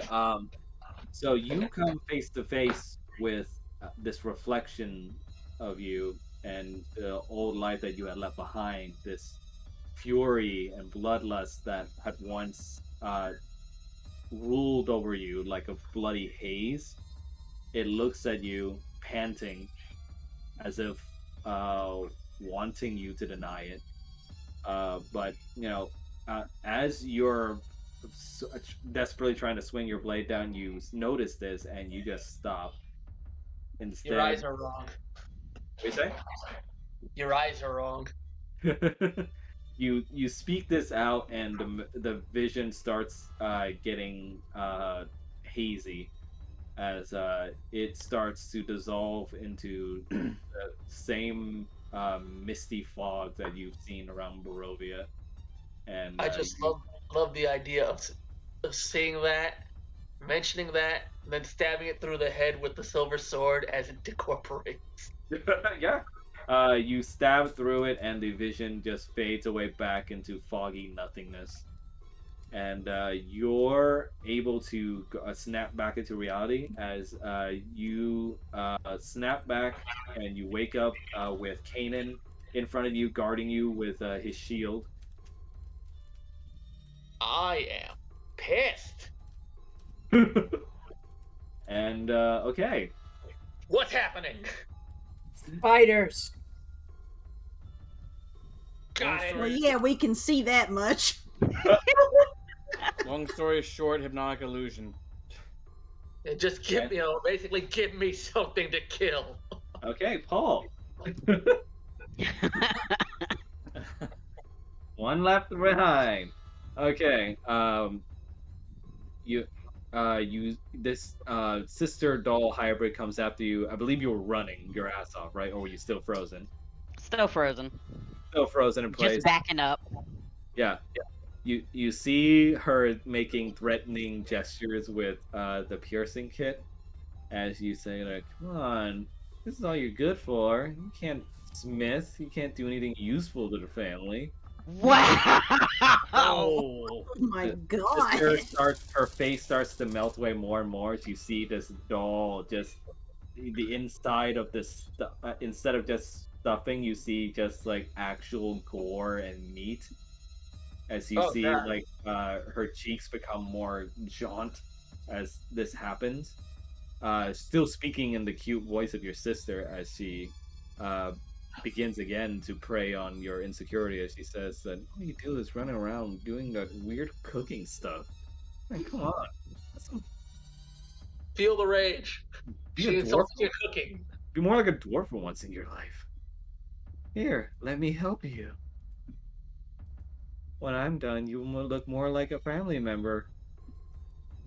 Ooh. And Ah, roll for. fuck you. What do you say? Fuck you. Dude, you're weird cooking, man. Killer. Okay. Thankfully, oh, you guys are. Ooh, these poetic rolls. Right? Thankfully, how? Why don't you help me out here and fill in how Paul resists against this rattle? Throws her into a pot and cooks her. No, Paul's expression is just gonna darken, and he's just gonna be like, "You are not my sister." Okay, and what does Paul do? He is gonna start to cast magic missile. Okay. Since this is in your mind, I'm gonna say you're not doing it for real. Yeah. But so from your fingertips, these Meanwhile, I got hit by three it for 13 spiraling damage. missiles of purple energy just flies through, and they impact against your sister hybrid monster creature. And with each hit, you see more of her doll parts breaking apart and flying off of her until there's nothing left but just the lower torso. You kill Brad Dourif. And you see the lower torso just like stand up a little bit, like all like unbalanced before it just falls over, and you just hear like the snap of like the puppet legs falling down. And Lovely. yeah, you then starts to wake up into the some would say arguably equally horrifying reality of a swarm of spiders pulling you to right into them, but not into them yet, but towards them currently. Yay. Yay! Reality. Yay. Okay, and now I'm gonna roll initiative for your friends who are now back in reality, thankfully.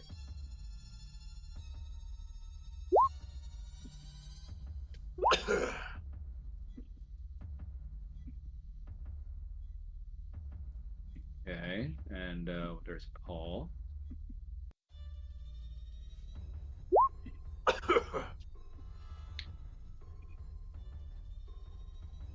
And Drake.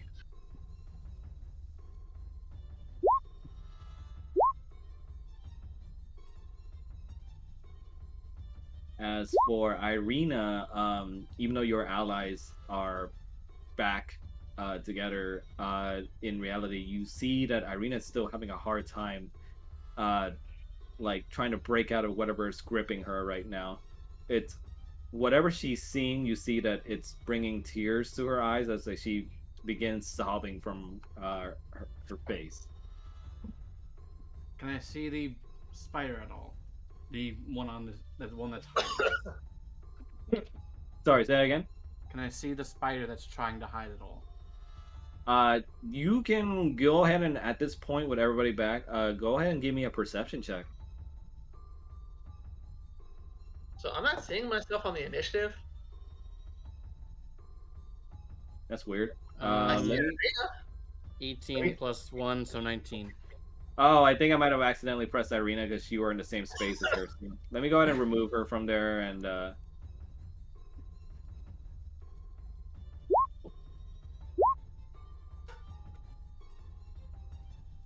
I rolled an 18 plus 1, so 19 for perception. okay. So now with your allies safe and you begin to look more around for trying to follow the sounds of movement that you hear, not the small pitter patters, but the bigger, more lurching ones. And you finally manage to catch a glimpse of the creature that has been affecting you all. I'm And- hurling my branded smite javelin at it. Okay. So you go ahead and roll me AC for it.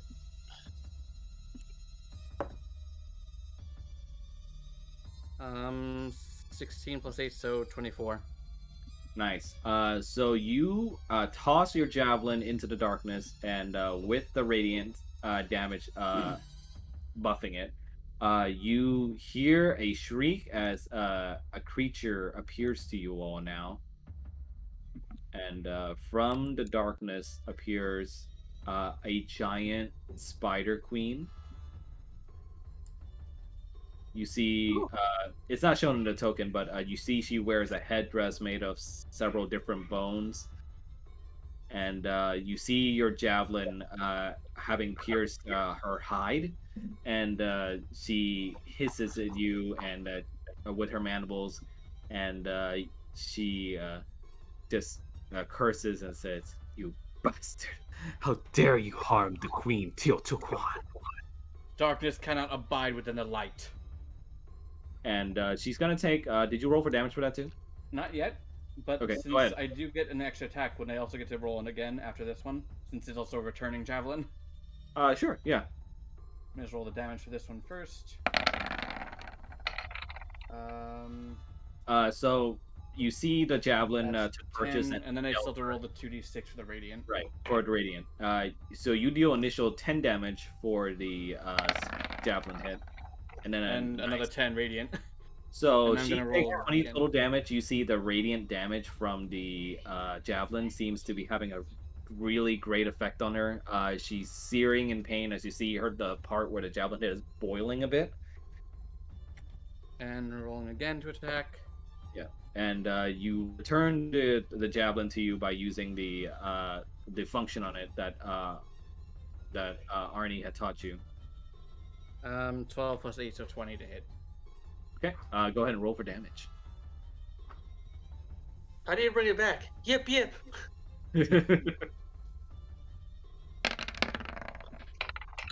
That's another 9 damage. Nice. So do you roll for radiant on this as well, or I don't think so. or is it just for the next hit? I think it's just for the initial hit. Okay. Yeah. Then 9 more damage. You throw your javelin at her again. You pierce her large body, and she reels back a bit as you see the radiant damage boils against her flesh more. Anything else?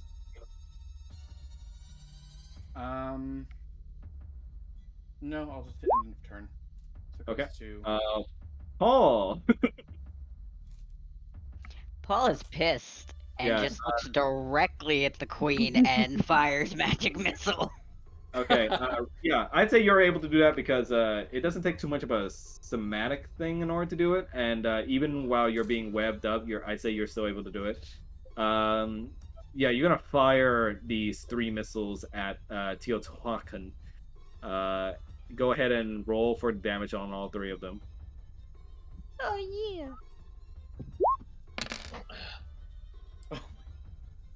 Nice. You see the missiles fly through the darkness, lighting them up in purple light as you see the missiles begin to combo attack her one after another, dealing force damage against her carapace for 15 damage total. And you can see that these combined hits are now beginning to affect this creature greatly. That once you can tell at this point she greatly depended on staying in the darkness and stealthing her way through this. And she's gonna use a reaction to try and spit webbing at 2 party members randomly now, and we're gonna assign. We're gonna decide who gets targeted, but this is not for hit. This is just to see who is getting targeted. Okay, so that's gonna be Kanan as the first target. And after that, it's going to be Roger as the second target. Oh, joy. Absolute joy. If this hits, you will be they're playing binded. tug of war now. Yeah, if this hits, you will be binded in place, and you're gonna have to be. Let's see my little handy note here. Cut out. Yeah. Your speed becomes 0 unless you can get out of it, and it's a dexterity saving throw, but you will have disadvantage on it unless somebody cuts you out. Okay, and any attack rolls made on you during this time will have advantage too, if you get webbed. Remind me what your AC levels are, guys. Kanan's 18 and Roger's is 12. Mine is 18. 18, and Roger, how much are you? 12. Okay. So Kanan first. Ooh, she only rolled a 10. So thankfully, she tries to web you up in a pod, but you're able to bash away at her webbing with your mace as you see the light from your mace beginning to dispel and make the webbing sort of dissolve as well. Ooh, luckily for Roger, she only pulled an 8. So she tries to web pod you as well, but fails, and instead she curses and just leaves you to her child. For the queen, you have worse aim than your children. Roger's just gonna be like, I know college kids are better aim than you. The Jotohawken just like hush her mandibles, and she speaks to her children and goes, "Eat this one to the bone." Jesus. 8 eyes and you still miss. Yep. But that was the reaction after Paul's turn. So Swarm of Spiders won. This one's pretty weak, so it's not gonna try and make any direct moves on anyone right now. So it's gonna try and web up Falmouth. 16 AC. Ooh, 20 dirty. So it's gonna web you, and for this, it's not as severe as the queen, so there won't be advantage on you for attacks. But you are gonna have to make a dexterity saving throw to get out of it, and your speed is gonna be cut in half while you're webbed. I mean, if I can still throw the javelin, that's not too much of an issue. And that's gonna be its turn. Kanan, you're up. Right. Can I run up to Paul and just yank him behind me as a movement? Yes, but you might make him available to opportunity attack from the swarm of spiders. Okay. Can we switch places then? Um, Like when I walk up to him and switch he's, places? he's being webbed up and still being pulled by the Okay. spider right now. So The web. yeah, your best bet will be either to cut the webbing or just to damage Kill the the spider. swarm that's holding him big enough so that they'll let him go. Let's see. May as well go for the damage, to be honest.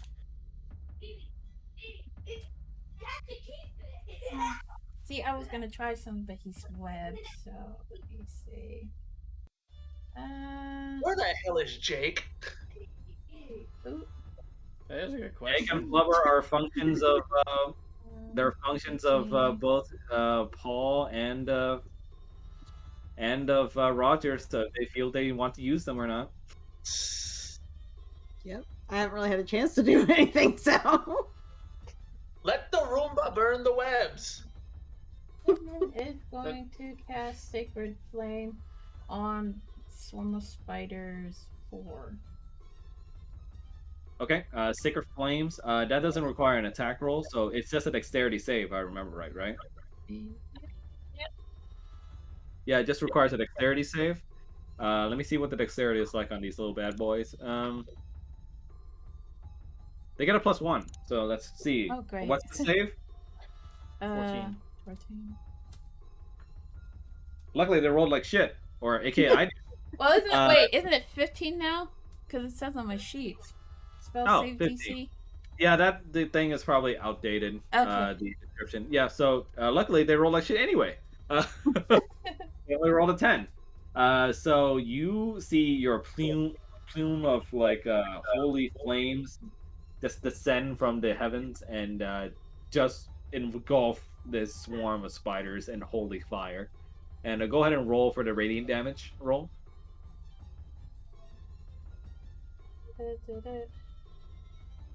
It's 2d8 this time because you're level 5. Oh no, wait, it's when you cast it at 5th level. Never mind, I'm reading that wrong. Yeah, it's just 1d8.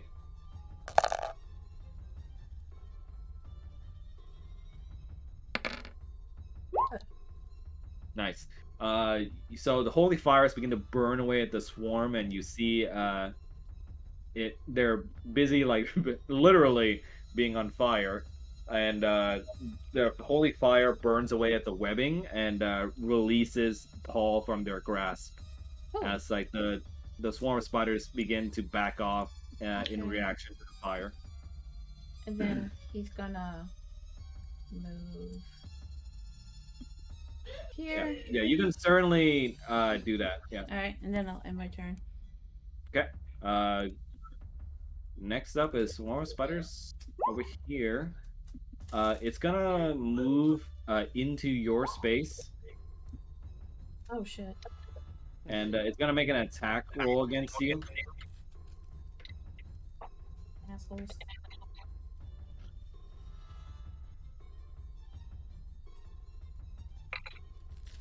So you have more than half your HP, so this is gonna be a different variant. What?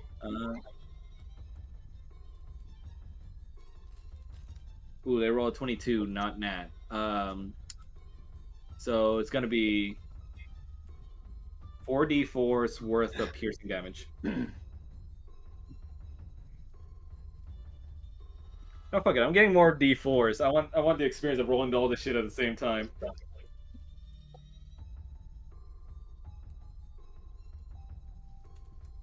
You could use roll 20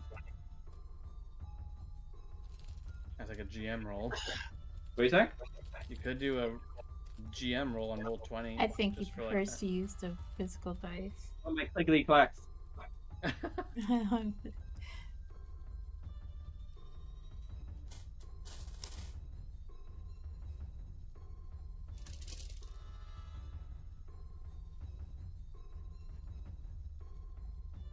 Okay.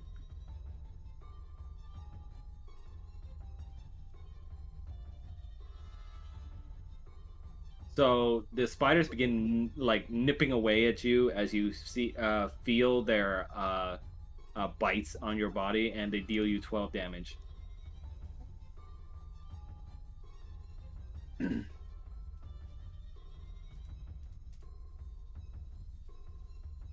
better, Okay. better Kanan than Paul. And over here on this side, they're gonna get. This swarm of spiders has you held, Roger. So they're gonna begin to try and feast on you now. Oh, joy! Fantastic. So what was the AC level again? AC for me is 12. Ooh, they rolled 17. You have half of your HP left, so it's gonna be 4d4. So let's see.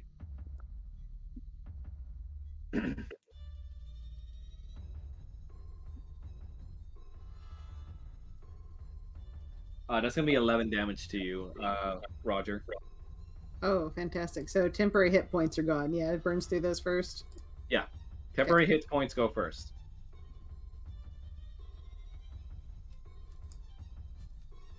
Okay. All right. Next, this swarm. So this thing is still busy being charred by holy fire, but it's gonna try and attempt to bite at you, Kanan.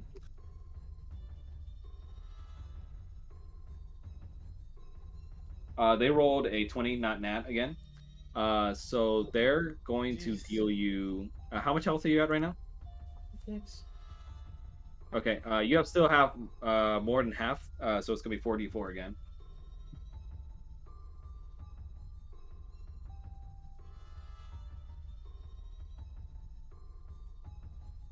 That's gonna be 11 damage to you, Kanan.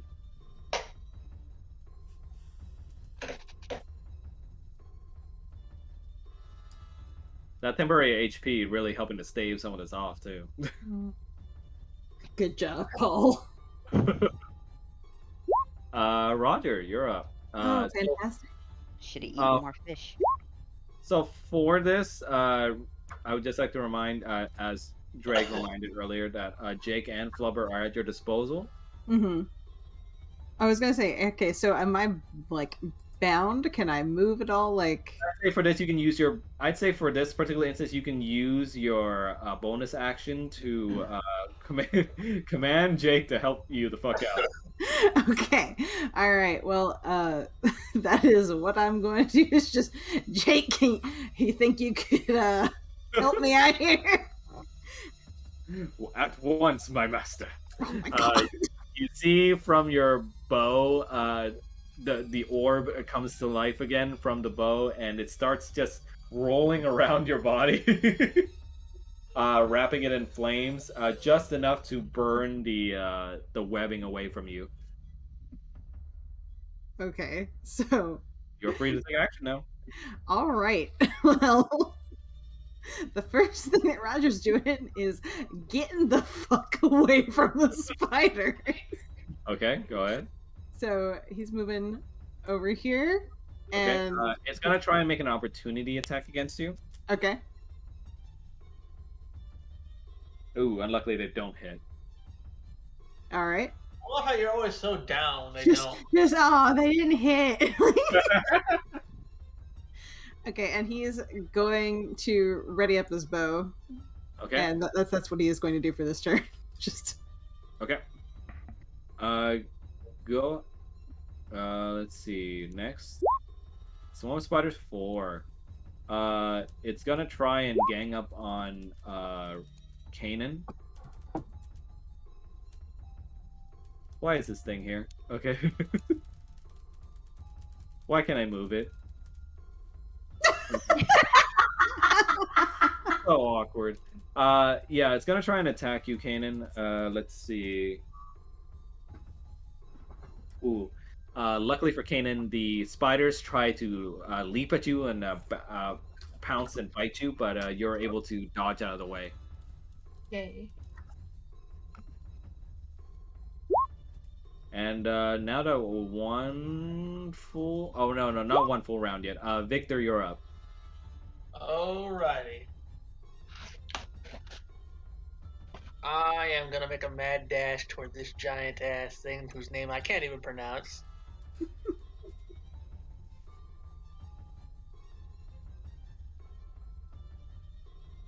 Okay. And I'm going to swing. Okay, go ahead and roll for the attack.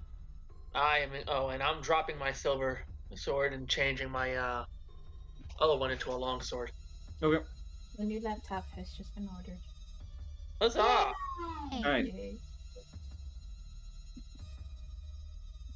I It's am been a blessed day of emotional damage and psychological trauma. Oh. Nice. So you deal this thing. Is it 12 damage total? Am I missing anything? Yeah, the +1 to attack. So, yeah, 12 damage. 12 damage total.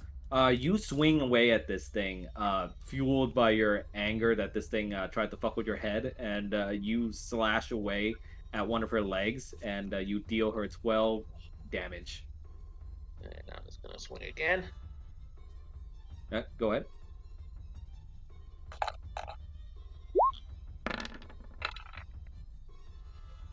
Ooh, Oh. nat 20. Okay, so you feel 20. like to follow up against the your anger at this bitch. You attack, continue your attacks, and you manage to stab her right underneath her carapace, and you can see it sends. You can definitely tell that one stung because she begins to shriek loudly, and like tries to whack at you with her spider legs, but are unable to reach you from your speed. And you guys can definitely tell that she's getting pretty down there in health. And I'm gonna use an action surge. Okay, go ahead. Does that let me do another 2 attacks or just another 1 attack? Just another 1. Just making sure. Yeah.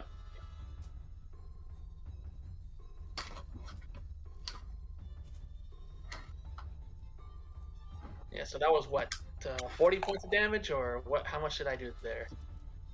Yeah, pretty gnarly. Like up to the point where she's pretty low now. Nice. So you follow up with another consecutive attack on her other leg, and you slash at her for 11 damage. 13. You see that 13, right? Sorry, because I forgot about the dueling style. And she's gonna use her reaction again to try and web different targets. Can I use another action surge to to intercept? Oh, I'd say for this, the reaction is gonna come first, but it's Okay. gonna target. Let's see. It's gonna target Paul on this one, and it's gonna target. So it's gonna be Paul and Roger. Okay. Oh, Of fantastic. course. I was gonna say, if she tries to shoot me, I'm gonna try to shove this into her freaking, spinneret. Then turn it something bigger and pull it out. Luckily for Paul, my roll was shit. So she only rolled a 3. And she only rolled a 6 on the second one, so you could both survive. Oh, thank God. Okay, go ahead and continue, Drake.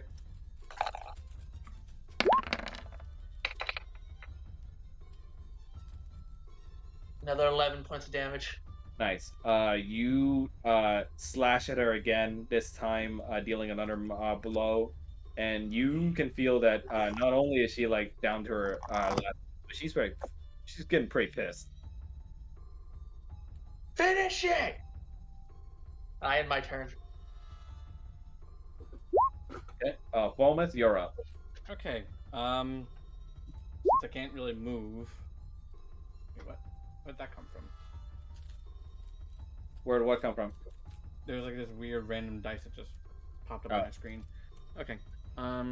Since I can't move, I'm just gonna use the javelin again since it's a throwing weapon. Okay, go ahead. Oh yeah, that's right. One full round had passed, so I have to roll initiative for her now because you guys got the surprise on her, but with that javelin hit. So let me roll initiative for her just in case. Yeah. Okay. Continue. Okay, so the first one was a 19 to hit. Okay. So that hits. Go ahead and this is gonna be killing blow, so go ahead and go for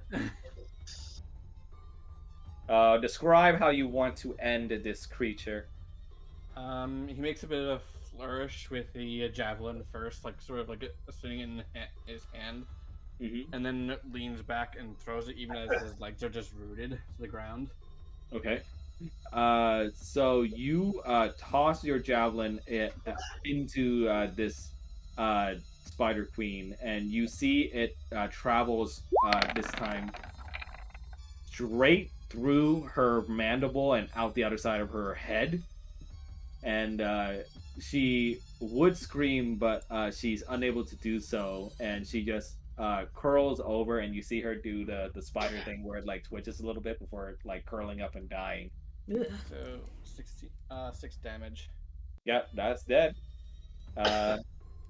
With that, you guys defeated the Spider Queen, and with the death of their mother, the swarms begin to disperse.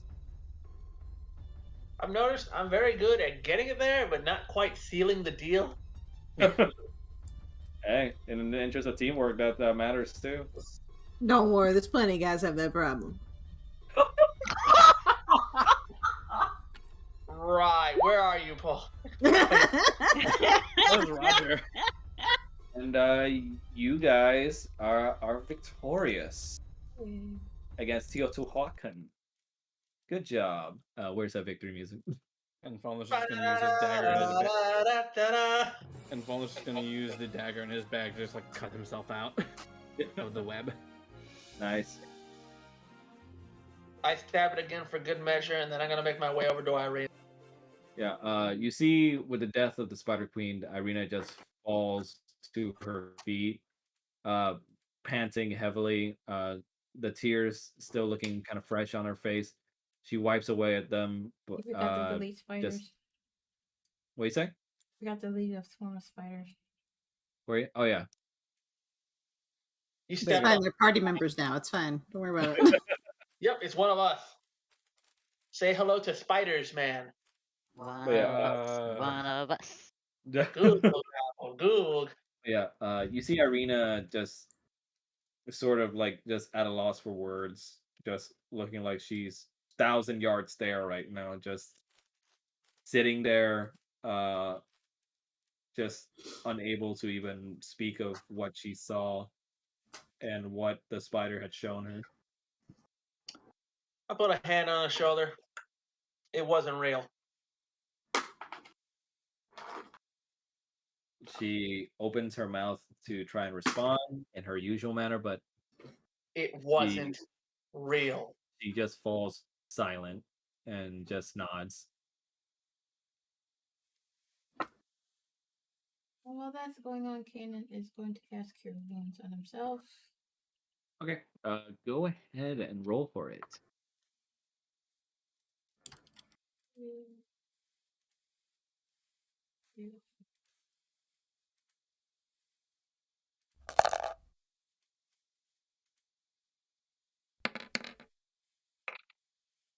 Since I'm Disciple of Life, I believe you. Yeah, the bonus from your disciple.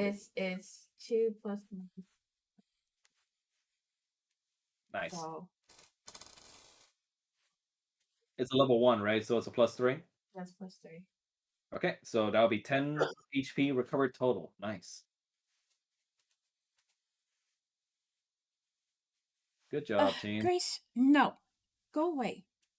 Roger just sort of latches onto Paul's arm. Paul just jumps in surprise that he didn't see him there.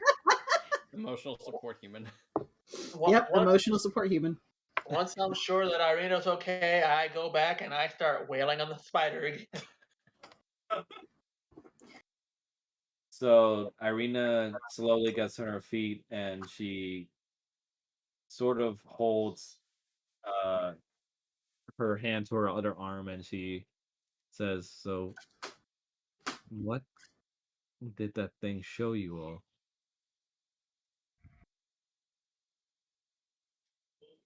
Nothing I want to talk about. Same.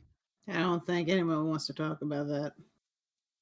And Volnus just doesn't say anything because he doesn't want to point out that he was Yes, survivor's guilt. Pretty much. He just I was traumatized as well. I totally didn't make my save. no, he just doesn't lie. He just pulls Irina into a hug instead, seeing how shaken up she is still. Could you please let the dog out and check her bowls to see if she's in the water? Anyone else hear balls? How does Kanan respond, Mel? Say it again, I'm sorry. How did Kanan respond? Just checking with everybody. Kanan doesn't say anything. He's kind of just Yeah. just Irina grimaces. smiles from the hug from Falmouth and just pats him on the back in the hug. And she says, "Thank you. I don't." Check her food and water bowls to see if she has filled up. Irina just looks at you and says, Sorry, that's don't 2 people know. talking to me at once. "I don't know what I saw, but it looked like me."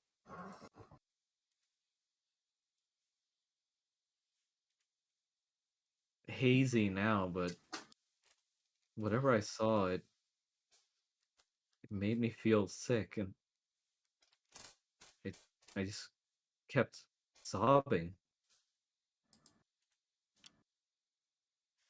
I keep trying to remember what it was, but there's some kind of block. She holds her head a little bit and cradles it.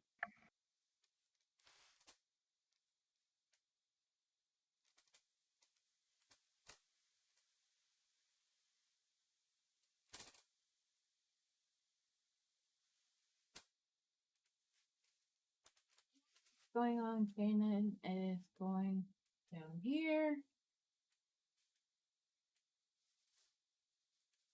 Just kind of just gonna look around the room to try and distract himself. Yeah, you all have the freedom of the room if you want to explore. Pretty much with the presence of the spiders gone, you feel like this place is safe to explore right now. I'm just gonna look over at Irina and just be like, think of it as some kind of God's awful nightmare. And I think that might help a little bit. Where's that music? Oh, one sec. Kanan keeps going on about music. Sure, they're okay. Volnus just checking the perimeter. like looking at the various corners, especially. I am gonna look around, so I guess I'll make a perception. Yeah, anyone who wants to make a perception check can if they want to. I'm gonna have to perceive what I'm getting for dinner today. My keen eyes tell me shit. 14. Okay.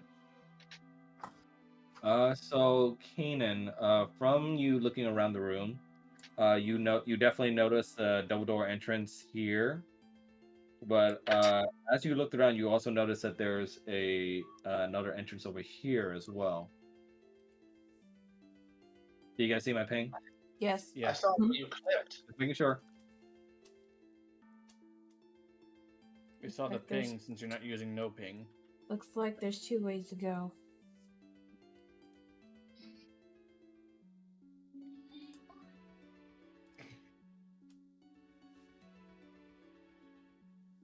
I see a door.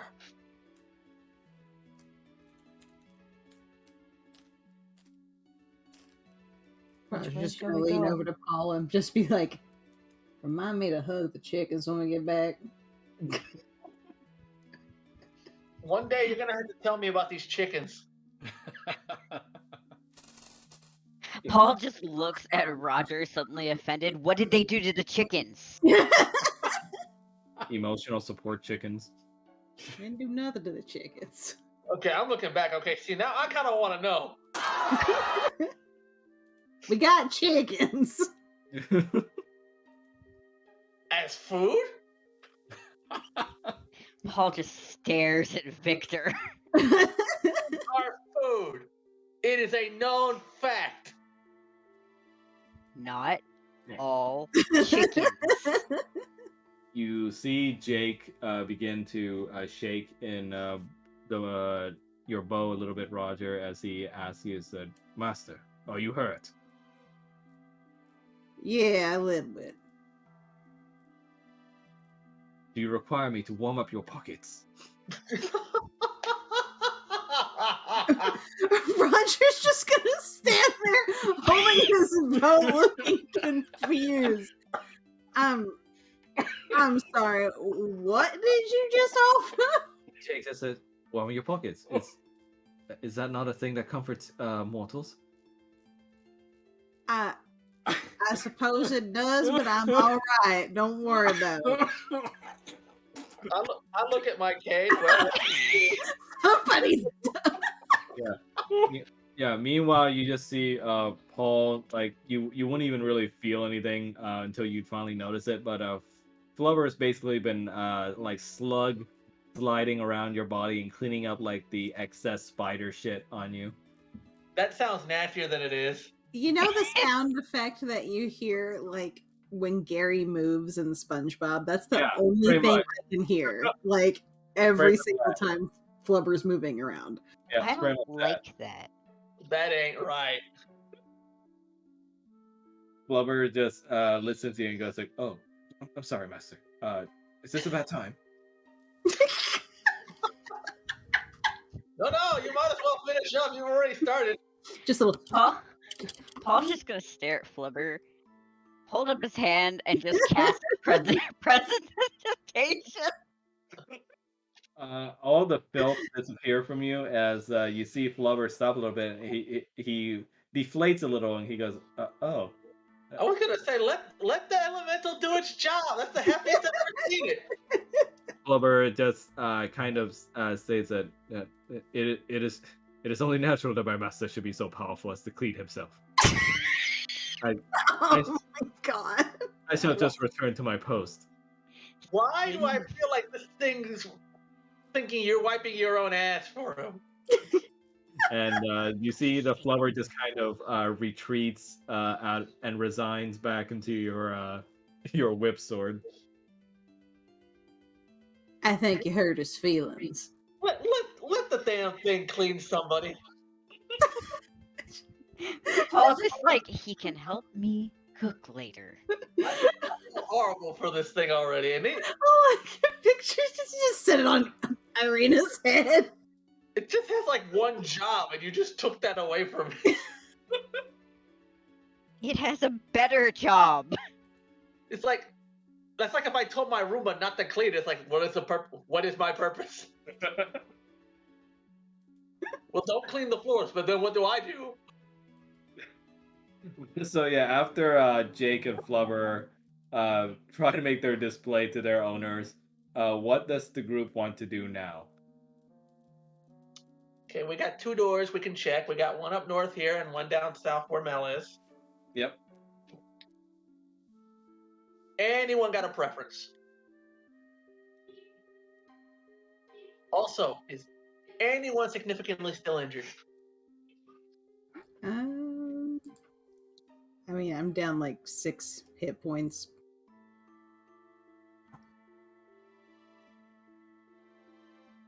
I don't know what you would consider significant. Oh no! Yep, there it is. That's the noise. That's the noise Flubber makes.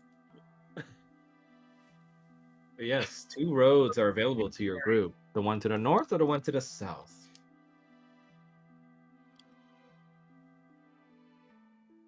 I mean, I feel like the one down south is more important because double doors. So I would say check the one up here first. What do these doors look like is the question. They're made of So the wood. one to the north is a pretty modestly sized single door. It's wooden and it's got one of those like pull latches. Oh, And God, the doors to the south are more intricate in nature. Looks like they're made out of stone. And to open them, it looks like there's 2 handles to push forward.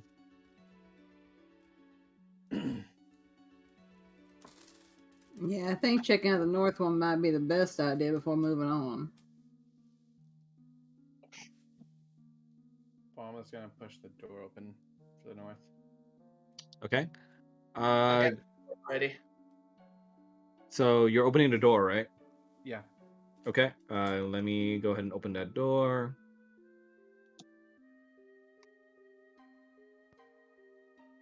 So inside beyond the door, you see a pretty modest-sized room with what looks like to be some sort of lumpy pile of earthy material in the southeast corner.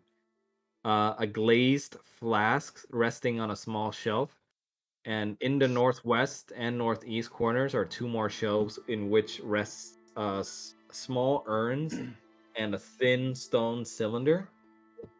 And you hear the sound of some sort of slimy lurching come out as from the corner darkness you see a rather disturbing looking monstrosity comes out. Oh, Flubber, we got a job for you. Oh! Oh! You see its myriad eyes and mouths begin to like just slide down to and fro on its slimy body, but you see that it doesn't move with malicious intent towards you. It moves sort of pathetically, and you hear through the groans and like distorted cries of the mass as you hear a single bit of human's common speech eke out, and you hear it just says, "Kill me." Falmouth just goes near it, drawing his greatsword. You want me to do this, man? No, it's fine. I'm just saying, I don't want you to violate your tenants. It's not a violation to give a mercy kill. Oh, but you guys were perfectly okay stopping me from killing the vampire. Okay. No, we just thought it was stupid because he's a lot more powerful than we are right now. I'm Okay. not talking about So you're going to attack the mass. Yeah. Okay.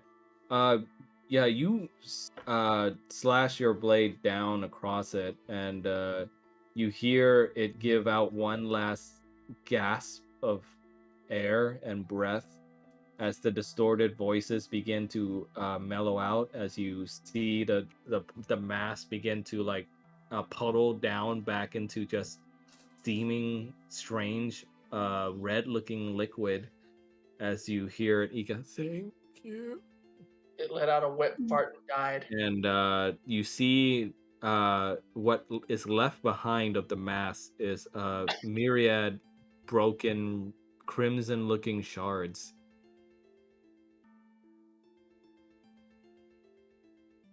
Investigate. You want to do an investigation check? Yes, I will do an investigation check. Go ahead and do it. Is perception or insight? There's a specific investigation check button you can do. Oh, yeah, I see it. Yeah. It's been a few weeks.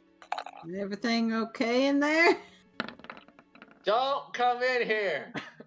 So you try to investigate through this the mess of wall. broken crystal shards, and you're unable to discern much of their nature. It's rather unknown to you what this could have been. Falmouth just looks through it, seeing if there's anything he might be able to. Okay, go ahead and roll investigation. Yeah, go ahead and roll for investigation.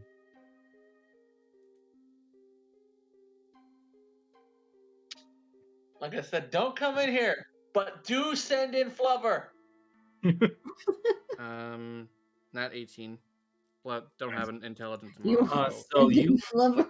you notice something off about the crystals, almost like a sense of necrotic energy coming off of them, and you then start to realize they're about the same hue and color as the giant crystal that had affected the Gatorkin that you saw back then during the ambush attack during the duel between Odalia and Kanan. So, should we smash them? Is there any power left in them, or?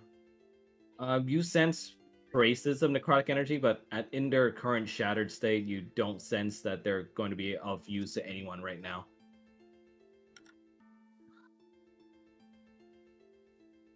Smash them up a little bit just for good measure. Okay. So you're gonna smash them with your hammer, or? Hammer. Okay. Yeah, you begin to smash apart the crystals into even tinier little bits until it's not even discernible anymore. All right, now snort this. I was gonna say necrotic spicy seasoning. Who wants the spice melange? Falmouth just continues to look around the room to see if there's anything else. Same. Yeah. So you look around, and you see that the shelf that I mentioned that had the flask, it looks like inside the flask is sloshing around some sort of strange looking liquid that is about dark green in color. And yeah, the stone cylinder that was in the room, you see a glint of something in it. Falmouth goes over to the stone cylinder to look through. In the cylinder, you look inside, and it looks like there's some sort of rod in it. Not that kind of rod, Roger. Hey, I don't know what's going on in there. Yeah, you see a silver rod just lying inside. As of right now, you're unable to discern whether or not this rod has special capabilities or not. But to you, it just looks like a regular rod. Can we make any kind of check to see if we know what it is? Paul might be able to. All right, let's go take these out to the intellectuals. Intellectual. Falmouth, I'm assuming your intelligence is about where mine is. I mean, it's average, so yes. Yeah, like between 13 and 10. 10 exactly, yeah. Okay, yeah, so I'm smart enough to realize this is beyond us. Let's take it to the nerds. Take it to the nerds. Well, let's. You guys see Falmouth and Victor come out with them just holding the rod with them.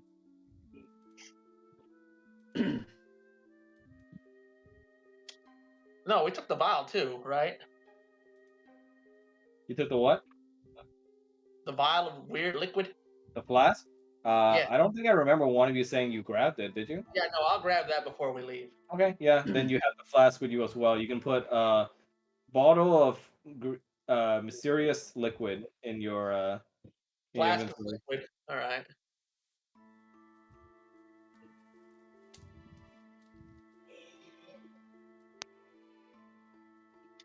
Any idea what this rod is? Probably something we shouldn't touch. What Too does late. this rod look like again? It's a silver rod. Looks to be long enough to not really be a cane, but long enough to reach neck height for you, Paul, anyway. And it seems like there's a small green orb embedded into the top of the rod.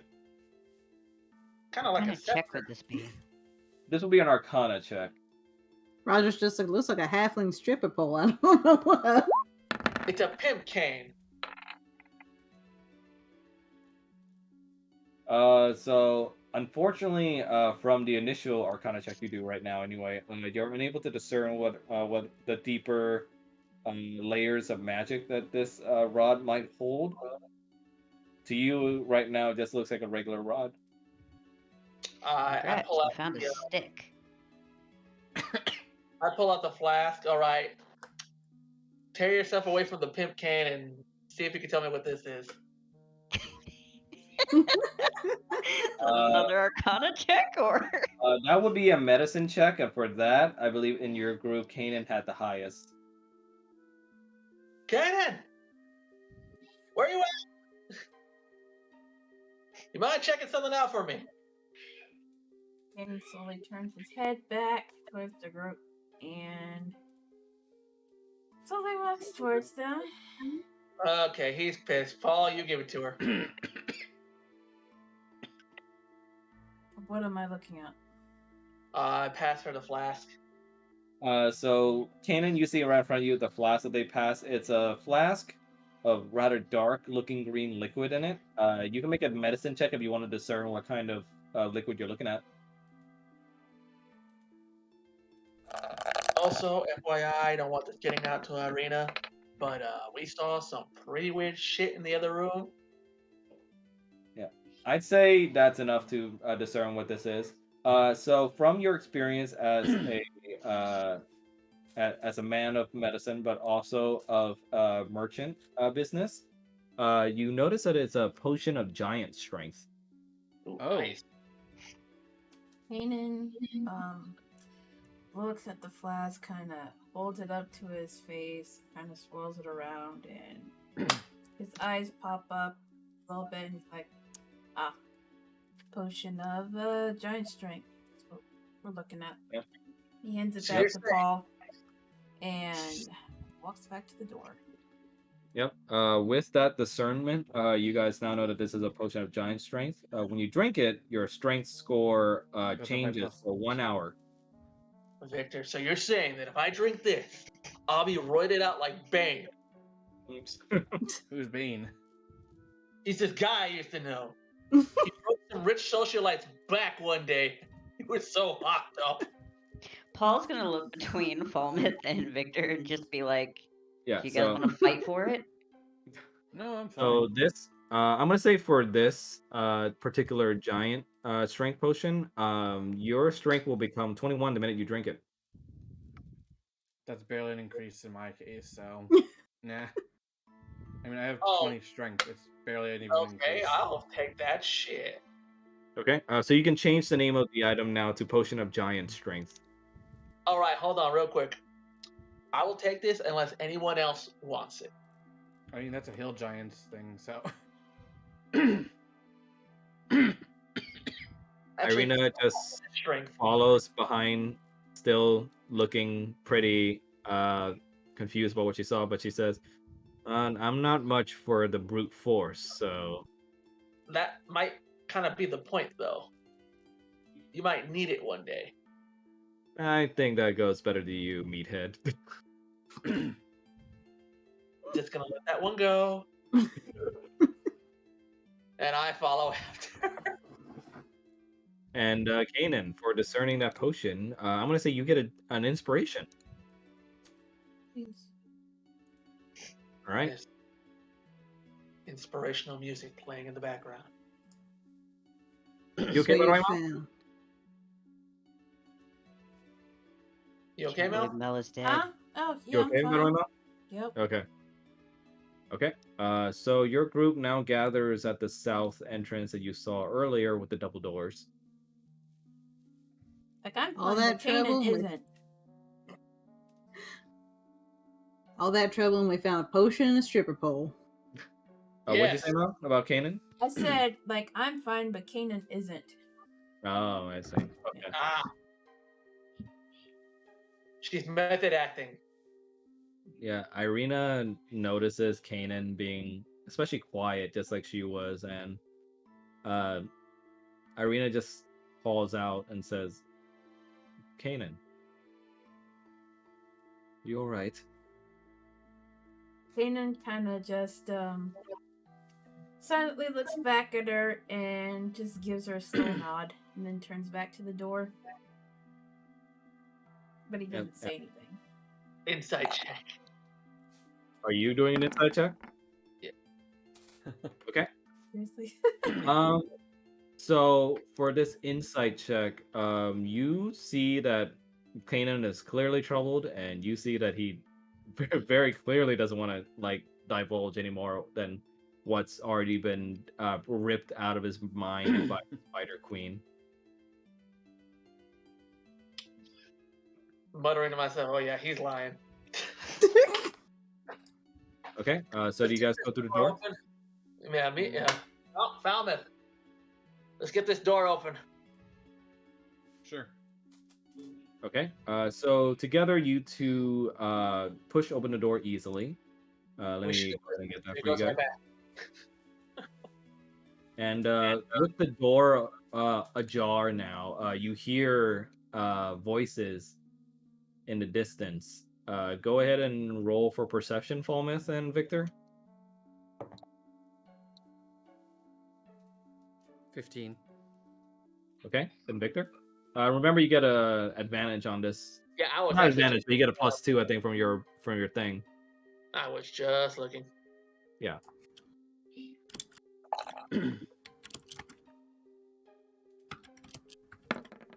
Oh, Nice. So you guys hear in the distance two people muttering to each other. Victor, you're able to hear the conversation as one of them goes, "No, that can't be it." And the other voice just goes, "Yeah, dude, so swear on me, mom, I did see it." I signal for quiet. That's gonna be hard with that's gonna be hard with guys in heavy armor. Like I said, I signal for quiet. Hold a hand up. Basically, stop. Make a fist. Stop. One finger up. Quiet. I signal. Irina just looks at his signaling and just looks at Roger. Goes like, "What is happening?" I think he wants us to be quiet. Another finger comes up. Guess which one? Roger's little tattoo flares up as a fuck you. I am going to try to stealthily make my way forward. Okay, roll a stealth check for me. Okay. Let me see what type of armor I'm wearing right quick. Oh, I need the chain and the leather. Probably wearing the chain. All right.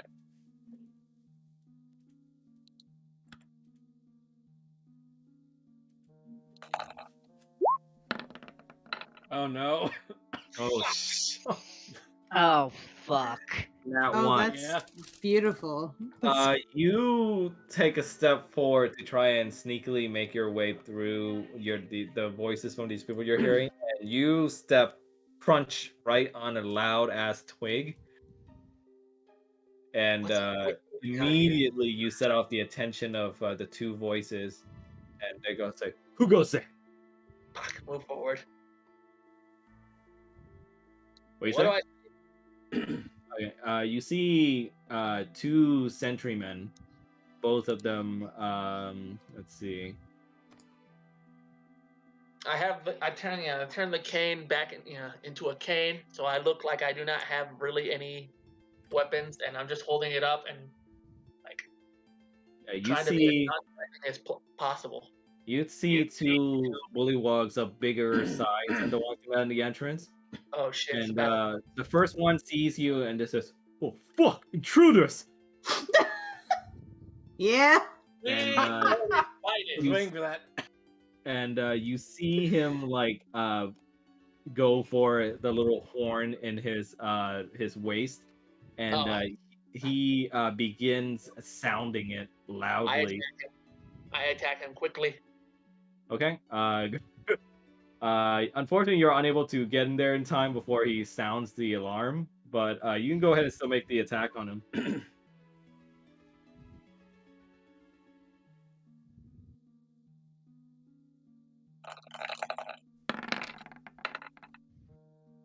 Go, Gadget Cane. Okay.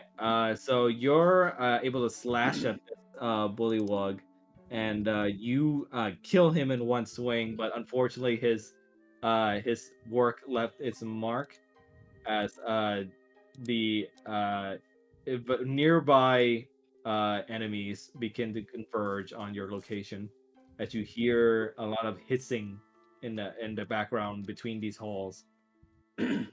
It was a false alarm. And yeah, you hear specific hissing coming from this direction, and you hear that it's a lot of hissing. Huh? Can any of you cast an illusion? I believe so. Then I might need one of you to come up here and make us look like frogs.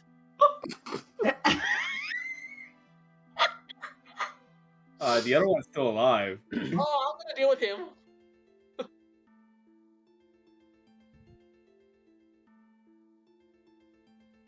Okay, so what does the group want to do now?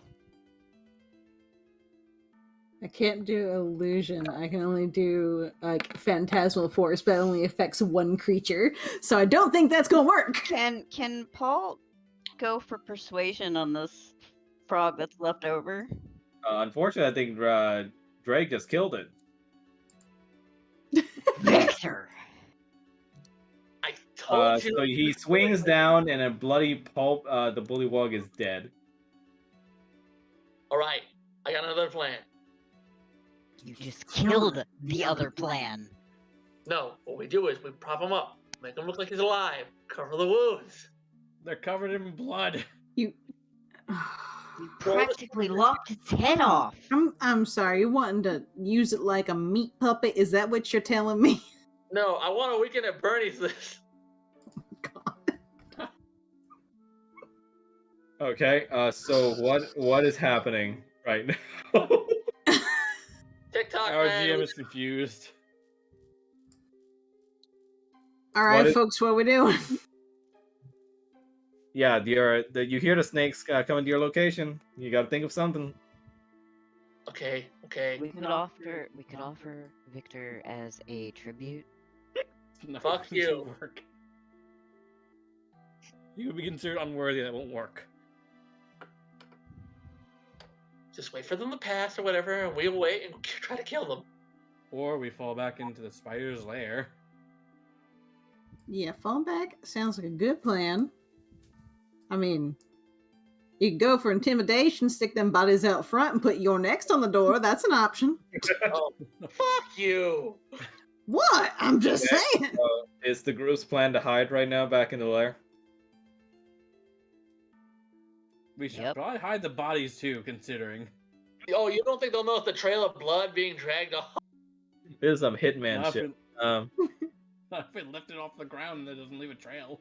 Okay, so the group is just hiding in the door. Are you guys closing the door as well, or just leaving it open?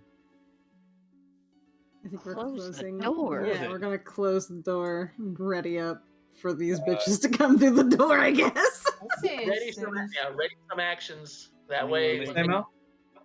go ahead. I was gonna say as soon as they open the door, me and Falmouth can Rush. Okay. rush Are you or guys? blast them with cold and fire. I like this. Oh, I like that Oh idea. yeah, yeah. gotta And do then some. whoever's on either side of the door, you swing. That's some fucking icy hot cream shit. Okay. Okay, but can we also have Flubber on the floor in front of the door so they slip? I don't think we want to hurt Flubber. Are you guys home aloneing these people? Are you really gonna hurt Flubber that way? Flubber is very low to the ground, so he might not get hit. But yeah, point. What sort of home alone shit is this right now? Yeah, and Okay. Oh Yeah. my god. hey, bad guys, take a look at this. Yeah. You guys. You guys. Hear massive amounts of slithering and hissing coming your way, Should have made it look like they killed themselves. and you hear a commotion happen as they seem from the commotion you can tell that it seems like they found the corpses that you guys left outside.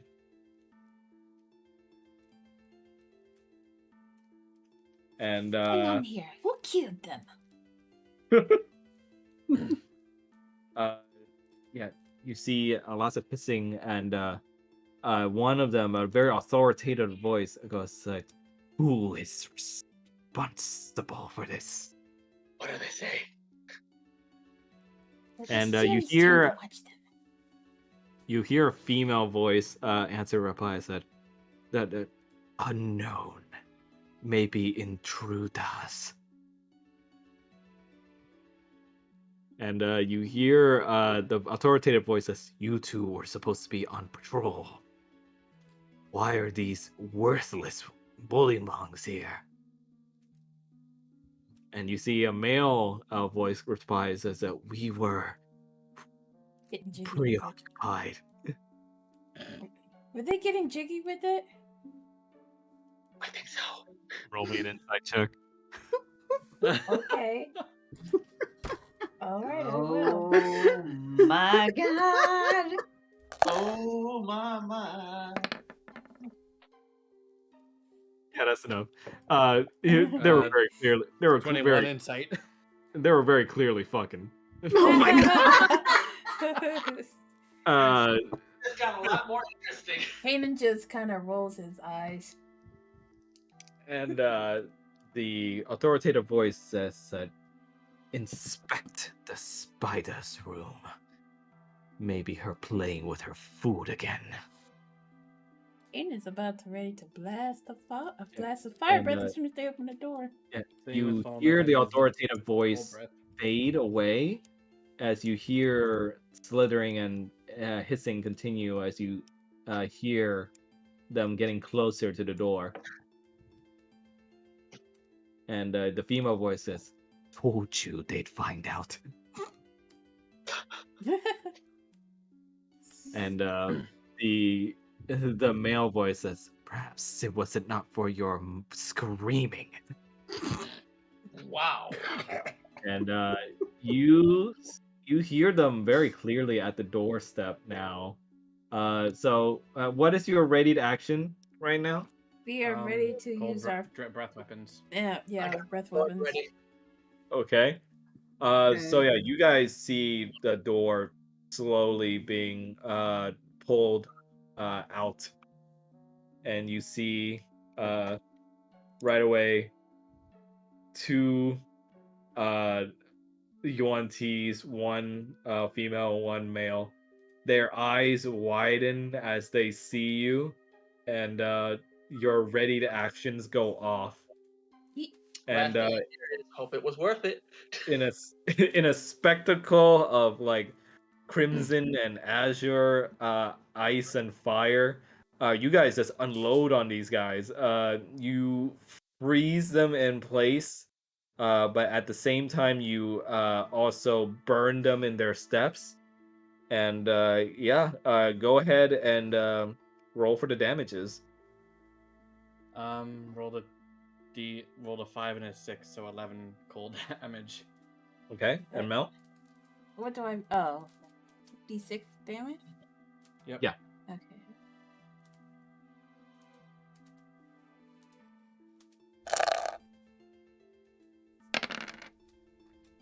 Nice. 20. You guys deal a whopping 22 damage to these guys.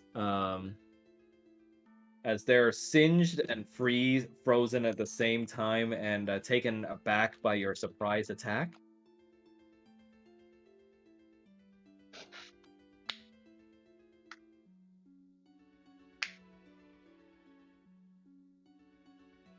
You can clearly see they're like pretty badly hurt. And because of the ice at their feet, they're still frozen in their steps. As the male one attempts to scream out to alert everyone. Can I finish my ready to action? Yep. What's your raid action? I was preparing to swing as they came by. Okay. Go ahead and roll for the attack. All right. Does Paul have one too? No. Okay. Damn it, we had a plan. You fucked up the plan. I'll fuck up the plan. That's all my job, isn't it? 12 points of damage. Nice. So are you doing that to the from that angle? I'd say you're doing it to the male. So you could deal an additional 12 damage to him, and you manage to stop him from screaming out, as he's busy now just crying out from pain instead. But yeah, they're still kicking. Roger's just gonna be like, maybe just a thought. Tie him up. Yeah, they're pretty much frozen at your mercy right now, so. Or frozen at their feet, anyway. I mean, we've got. Clearly, there's other people here. We've got 2 people here that at least know the place well enough to go and fuck around corners without people knowing about it. Scream, so I'm trying to neutralize this as quickly as possible. Subdue. We could threaten them. They're already threatened. They were clearly busy before they hurt us. And that does mean that they have Irina, an investment in one another. Irina just says, "What? Busy doing what?" Oh, honey. You sweet summer child. She says, "What?" Oh, we'll tell you when you're older. And you see the Yuan-Ti woman just hisses back at you all in her frozen as she's trying to slither out from her frozen body, and she said, "You bastards!" I raise the sword. Don't move. Don't say anything. If you scream, I will kill both of you. Can y'all tie them up? Like, that'd be a good idea. Just get them. I mean, I know they're frozen at the moment, but that will melt eventually. I mean, I don't have rope anymore. Someone else would have to do it. Yeah, I don't have any rope either. All right, my rope is tying up is holding back that lever from the trap door that led to like that. Is there any leftover web? I've got rope. Okay. Of course you do. Right. I got rope. I don't got that kind of rope. I don't bring that with me. So Roger, so Roger and Victor, you guys have ropes. Do you guys want to use them? Yes, I will. Yes. Okay, so where do you guys want to stash these guys? The other room where we kill the other thing. Yeah, we could stick them in that side room. Okay, so you guys start tying these guys up, and you like start dragging their like frozen snake bodies. Up towards here. Zoom. Zoom.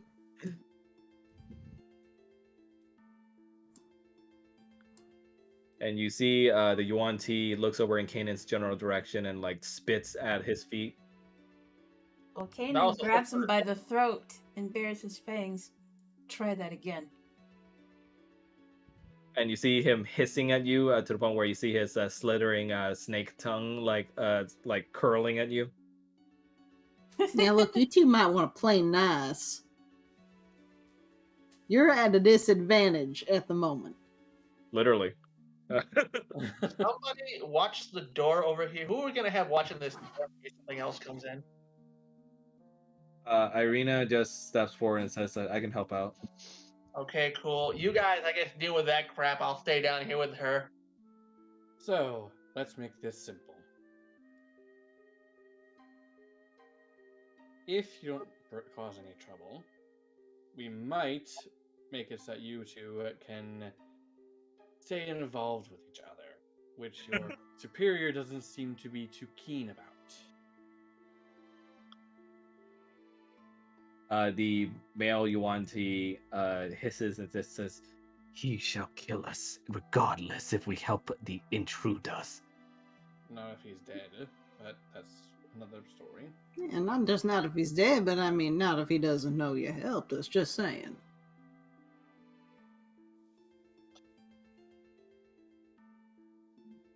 And the woman just says, you think we would help low bloods such as you?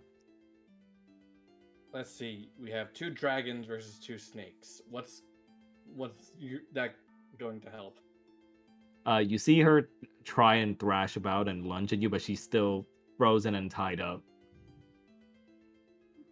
I mean, not to be cruel, but we have plenty of people here that are quite willing to kill indiscriminately. And I'm sure that you two would rather not see one another get killed. Offering you a way out of that possibility. go ahead and roll for persuasion, Roger. All right. I feel like you guys are making me sound like a butcher. You are. I mean, can Falmouth also do, since he's also trying to persuade them? Oh, never mind. Yeah. Never fucking mind. I mean, I was gonna say. And here comes the bard.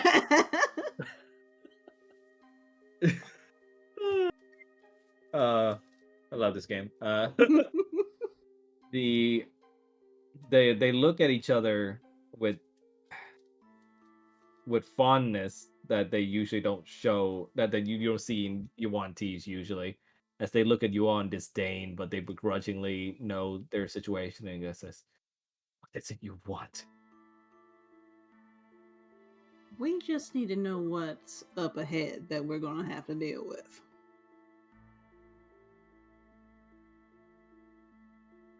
The Yuan-Ti states that We are simply conducting our great work to end the lineage of those blasphemers. Kanan sort of leers at the male Yuan-Ti. Blasphemers?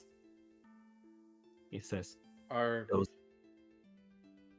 companions. the Yuan-Ti says, those blasphemes of low blood and green scale.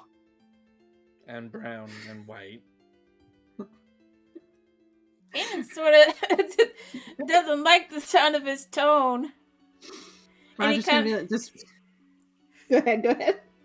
No, you go first. Go ahead. You go first. I was gonna say Roger's gonna be like, I don't know about all that, but that's not exactly what I'm asking. I'm asking like, what's up ahead that we might have to kill or fight? okay, and what is Kanan saying? Kanan is about to punch the male Yuan-Ti in the face.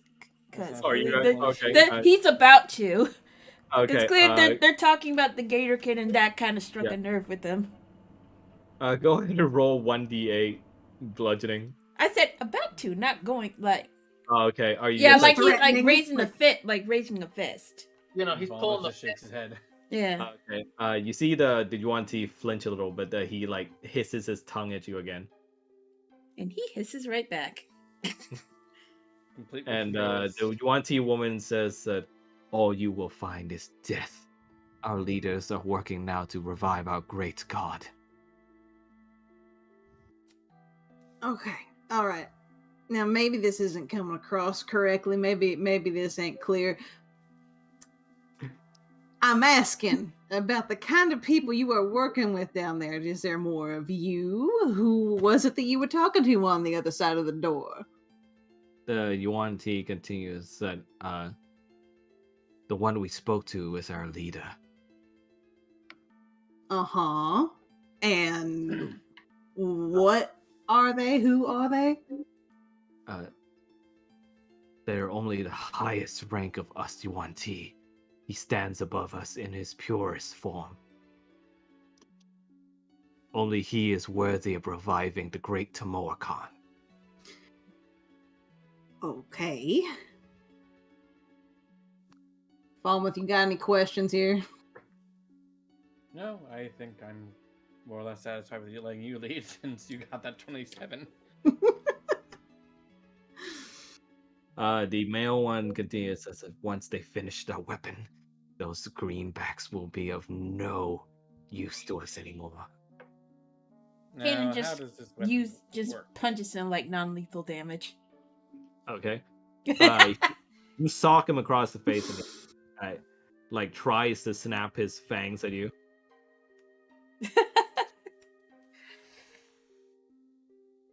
Okay, so how many of you would you say there are? The female you want to get outbrewed is countless.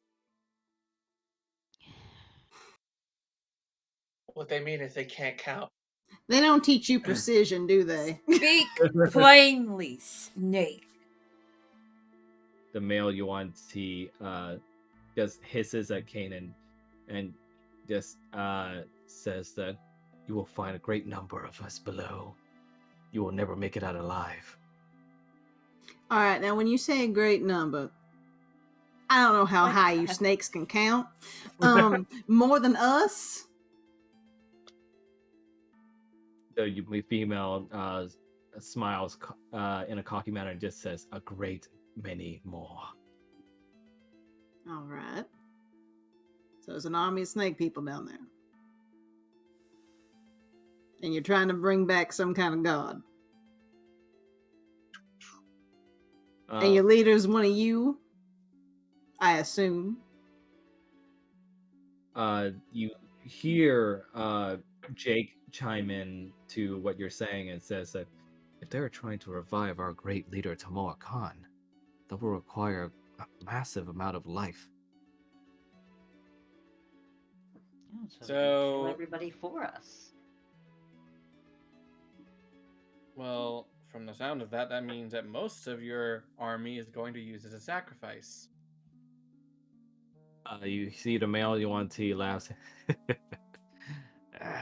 Not our lives. The lives of those heathens we captured. Captured.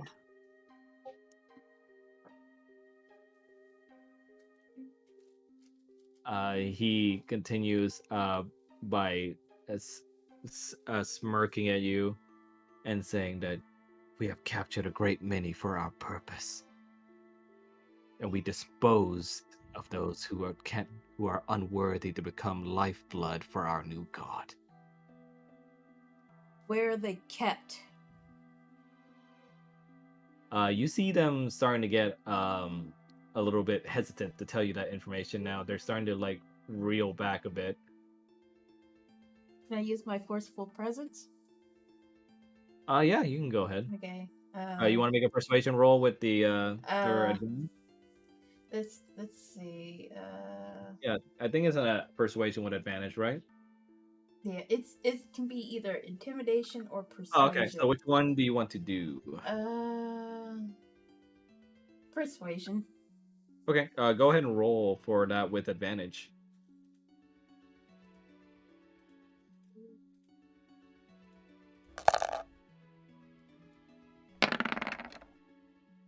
Oh, Jesus. Fuck. Yeah? Shut up. No, that's 14 is about enough for this DC. I'd Okay. say they have no they're in no position to Okay. argue so their DC was All low right. to begin with. All right, tell us what we want to know, or I'll gouge your eyes out. Jesus, Father. You see the female becoming a little bit taken aback by that comment as the male one tries to shield her with his body as he says that feeble threats from a low blood. Alma just I draws a wouldn't dagger. call it that. Trust me. Okay, well, Kanan raises one of his clawed hands to inch a little inch by inch closer to the male Yuan-Ti's eyes. Don't fuck with me. You move your claw like so close to his eyes that like even a little twitch will do it, and you just see his eyes just panic as he says. He stays quiet, but the female one, growing concern for him, just she just speaks out. She says, "We captured a great many and keep them in a cell below." Thank you. Satisfied with the answer, Kanan kind of backs off and crosses his arms. The male one just looks frustrated as he says, like, "We should have just used those worthless bullymongs. All because of that one heathen." What heathen? Which one? The male one says, "Not long ago, one of those heathens stepped forward to us. That is all I know." Step Is there a forward name? to you, like came over to your side. Like, what are you saying exactly? The female one chimes in, "He speaks the truth. All we know is after this one came into contact with us, our leader had decided it was time to use the flesh of the infidels." Do you have a name? They shake their head vehemently at you. All right.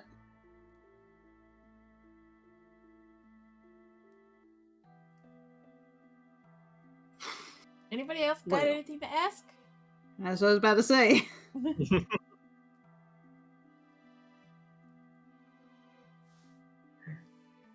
Anybody?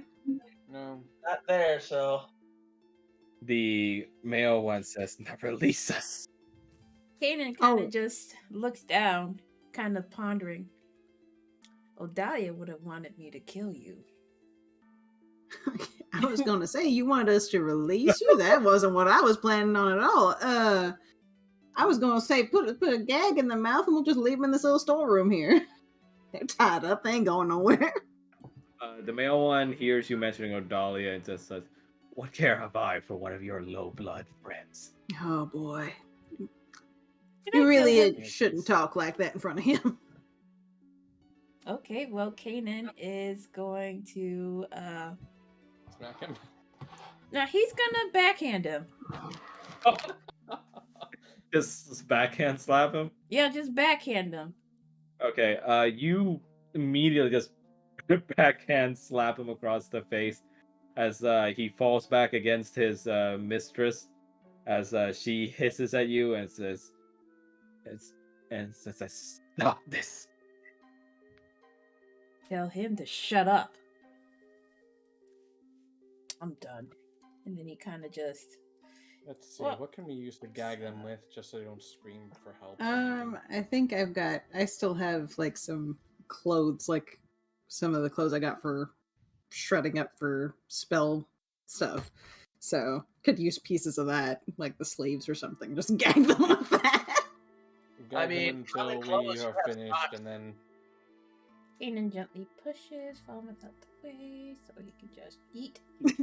Just gonna shove Falmouth. It's gentle, so it's. Jake, you gag their mouths, and you hear Jake chiming and say, "Master, do you want me to burn their mouths shut?" holy no, calm down. Actually- Calm down. Look, if you ever don't want that thing anymore, I'll take him. Yeah, I know you would. You'd be a bad influence. Jake, like you like begin to pet like the little orb on your shoulder as he like just sort of like vibrates a little under your petting. So Roger's just going to look at them as they're leaving the room. Just be like, enjoy your accommodations and Have a happy rest of your lives. And he's just gonna shut the door. Feel the need to check your work, but I'm kind of torn. You shut the door on them, and the last view you see of them before the door shut is just them looking at you quite angrily as they continue to thrash about in their bonds to try and get out. Kanan mumbled, "We should have killed them." Paul's gonna look at Roger and just be like, "So how'd it go?" I too. I'm curious. Surprisingly well. Nat 20 well. We should have killed them. Oh, tell me what happened. We know they're keeping prisoners of the Gatorkin in a cell on a level below us. Who they intend There's to sacrifice apparently a to some bunch their of god. them. Irina looks over at Falma and said, maybe one of them is that husband that your friend was looking for. Possible. Entirely possible. I said they came into contact with one, and ever since they started using the gators for stuff, so that's a little concerning. Just saying. Irina speaks that, you think there was a traitor? I mean, won't kind of dismiss the sounds that way. I won't dismiss the possibility. For what reason? Power. Search me. Cocaine's a hell of a drug. Irina just looks at you and just says, it wouldn't be for protection because the Yuan-Ti would never honor any sort of agreement made with those who they consider lesser. As soon as they were done getting use out of them, they would just kill them. Unless the individual was that just stronger, they weren't in a position to do anything about it. Irina just says, well, there's only one way to find out, and I'm not sure if we've already raised the alarm. I mean, that bullywug was going off on that horn, so maybe. But then again, these are the only two that seem to have come up here, so. Irina just says, did they tell you anything else? Not much. Apparently there's a great many number of them that they didn't specify how many. Though we do know that they outnumber us. I personally just think they don't know how to count. Like, just saying. Irina says, not to be rude. We are in their dens. They might not be lying. Oh, I'm not saying they're lying. I'm just saying that the reason why we didn't get an exact number is they just don't know how to count. Well, kill as many as we have to. We were outnumbered by the spiders, and that didn't exactly help them, so...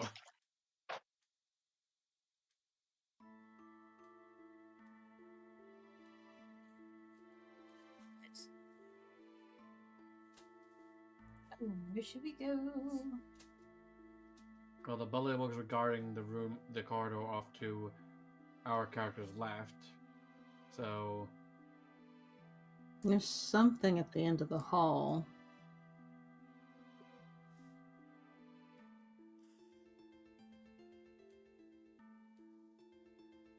Okay, so...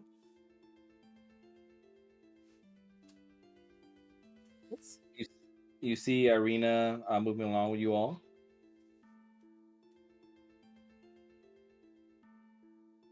So are we going left?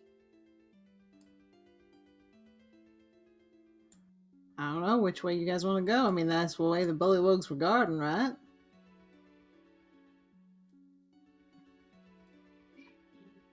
Where's Victor? Maybe he got locked in the room. the two words you don't want to hear in this party. Where's Victor? You mean 3 Alright, words? let's just go to the bathroom. What are you doing, Victor? Victor's taking a piss in the corner. Alrighty. Real quick, what'd I miss? So we're going... We went through the double doors, and there's a split pathway. We can either go the hallway to our right or our character's left, or we can go straight ahead. The bullywugs are guarding the one that was branching off in the eastern direction. And the one that is down with dark vision, it looks like there's a pile at the end of it of some kind, but that's all I can make out. Alright. And it looks like it turns. Alright. Since you guys went all ahead, I go back in the other room and I kill the other two. All right. And then I discreetly make my way back. Discreet. Okay. So you go ahead and kill the two that were captured in there? Yes. Okay. Kanan's gonna look back and it's like, where were you? Taking a piss. He kind of sniffs Bullshit. the air. Doesn't smell like it. Keep in mind, we have been killing shit constantly today, so I am going to smell like blood. Kanan's Probably gonna should just- smell him. Insight check. Insight. Yeah. Roger just anyone kind of who looks wants- at Kanan like, you can smell that? anyone who wants 18. to do an insight check can. 18. Yeah, he's clearly lying. Where's the my deception? There we go.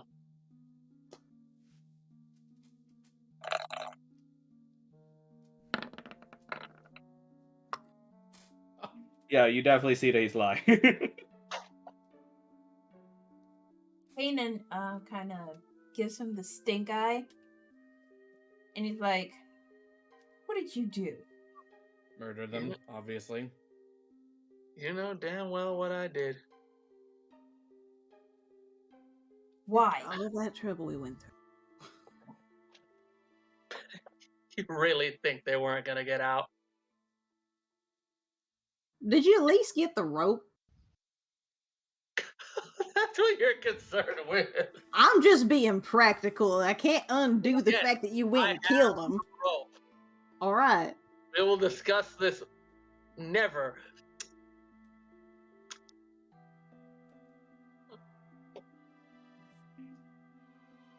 Alrighty. Kanan's kind of I've- pissed because he wanted to do it, but You're a but better due to person than me. but due to I him just like to being say a person you're of mercy, huh? I just like to say, you're complaining that people see you as a butcher, and then you do shit like that. You have no Right, right. right, exactly. You have no right to complain. I am practical. You people make me And sound Fauna bloodthirsty. segregated because Okay. Hold on. So you're practical for going and killing him, and I'm strange for asking if you at least got the rope back. It's such a weird question to ask. It's like, are they dead? Yeah. Did you get the That's rope? just like Kanan's kind of pissed because he wanted to kill them, but like being like a cleric, a life cleric, he has to show mercy. So like when you go back and kill somebody, that kind of Did- makes him look bad. Put it It this also way. goes- Did you know about it? Yeah. Did you know about it? Didn't know about what? Exactly. we sussed it. We sussed it out. Irina just Yeah. says, "Wait, you killed them?" Yeah, I mean that's not how I would phrase it, but yes. I'm an How oath of would you- vengeance paladin, but I still have to show mercy to those who are captured, damn it. Irina just says, "Oh, you absolute meathead." I made no such vow. Oh, okay, but how would you phrase it if you ain't gonna say they killed them? Like, oh, they accidentally slipped and fell on my sword. Like, is that what you would say? You tied the things too tightly, they choked, they're dead. You're Uh-huh. disgusting. Okay.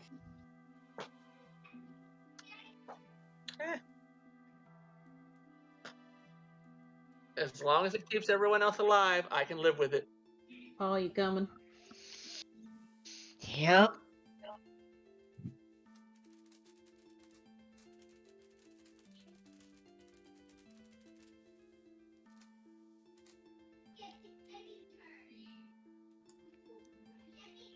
You guys come up onto this opposite end of this hallway, where you see an adjoining path of stairs. But the minute you try to enter, you are knocked back by force. Ugh. There appears to be some sort of force field. You guys are immediately knocked back by the energy of this barrier, as you are able to see it more clearly now. Let's see.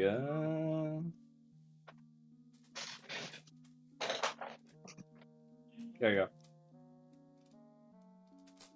like some strange otherworldly presence put this orb up here.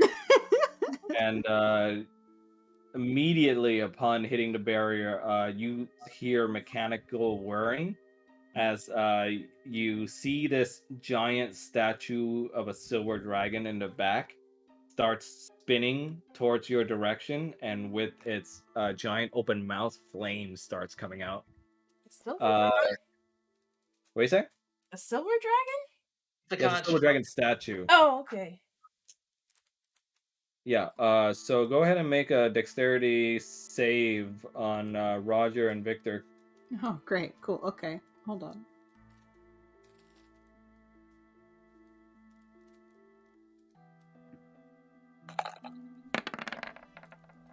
Oh, shit. Mmm. So unfortunately, both of you get caught in the blast. Roger, even more so, unfortunately. Roger, you take 2d8 worth of fire damage, and Oof. for a Victor, you take 1d8 worth of fire damage. Do I roll or do you roll? You can go ahead and roll.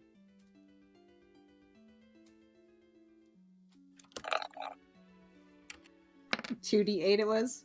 Yeah, 2d8. Okay, 3. so Victor, you take 3 damage. The fire matches to singe you a little bit, but you managed Whew. to. And unfortunately, though, well, actually, no. As a tiefling, you have resistance to fire, right? Oh, yes, yes. Hold on, wait. Okay, so we cut that in half then. So we'll just make that a 7. Okay. 3 So- shall be the number, and the number shall be 3.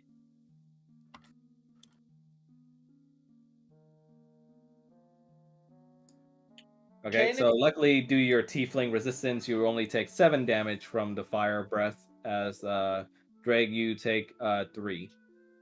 I still hurt like a bitch, but Hold on. Hold on, I Kanan, got you. question. What? You're immune to fire, right? No. Just checking. I am, but no. So Kanan is going to cast let's see, Cure Wounds on Fuck at Okay. level 2. I've Ooh, never nice. get through that name. Okay, go ahead and I believe at a second level you roll another die, right? Yeah, So it's roll 2 1d8 1d8? extra. 1d8. And also you have Disciple of Life bonus as well, so that's an extra 3 on that healing as well. So it's 1d8 You know, plus 1? extra, Or is it wait, like how do I do it? Like so it's going to be 2d8 oh, okay, 2d8. plus your spellcasting modifier, which is 4, right? Yes. So 2d8 plus 4 along with Disciple of Life, which should be plus 4. Wait, hold on. I can just Because you're casting this at a second level, right? yeah. Yeah. And then add Disciple of Life, which is 4, if I remember right. additional hit points equal to 2 plus the spell's level, so it's an extra 4. Yeah, so it's that. So it's going to be 10 damage healed. okay. Yeah, you feel Kanan's magic work over you, and you see your slight singe and burn marks fade away. Yeah. He's gonna look over at Kanan and be like, "Thank you, darling." He nods with a small smile. So All right, so I guess we're going that way.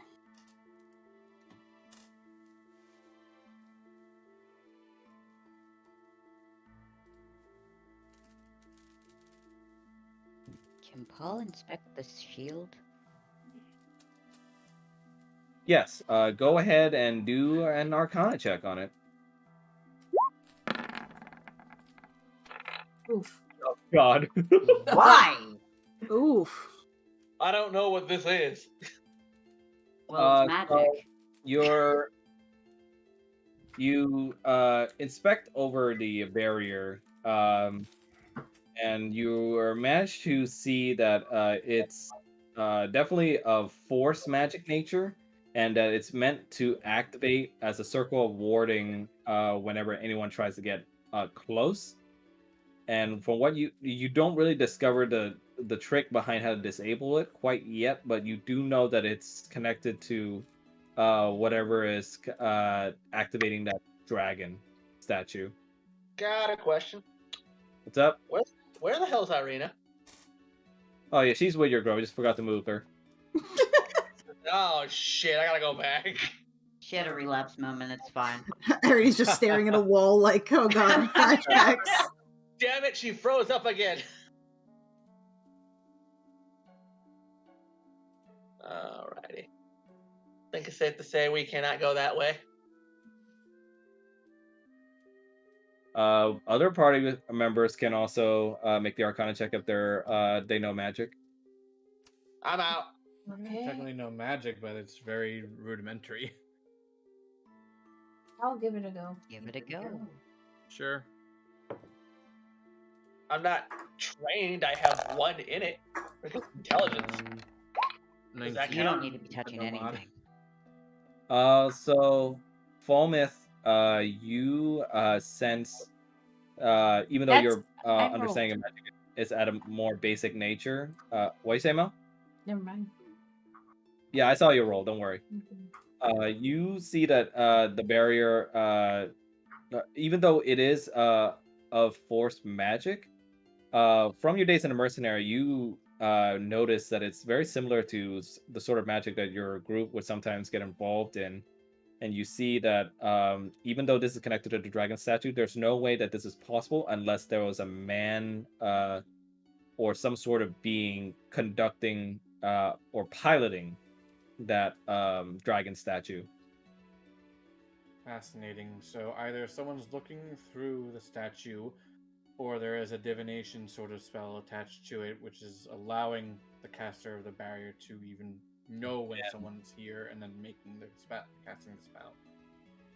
And Kanan, over on your side, you don't make much of the nature of the magic yourself, but you do sense that it is somewhat similar to your cleric magic in that it comes from a place of faith, whatever is fueling this barrier. It's like a holy ward or something. Not holy, but it's coming from a place of faith. I see. I'm just saying, you're immune to fire. It's force damage, though. Well, Oh, was force it? barrier. Well, It's a force barrier, so the dragon does fire damage the statue, but the barrier itself is force. Is the dragon like behind the ward, or is it outside of the ward? Yeah, it's like sitting right behind the ward right here. Go ahead and make a perception check, both Roger and Paul. Okay. I'm gonna stand guard. Oh, nice. Nice. So Paul, and Roger, you guys take a look and you squint your eyes, and past the movements of the magic, you can swear you see in your within your view glints of movement behind the statue. And when you look closer and you finally spot it, wait, what? Oh, come on.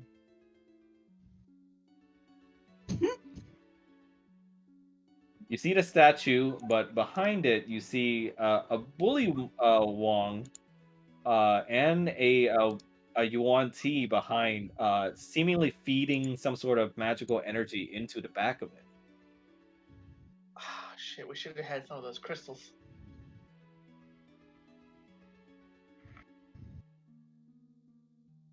Okay.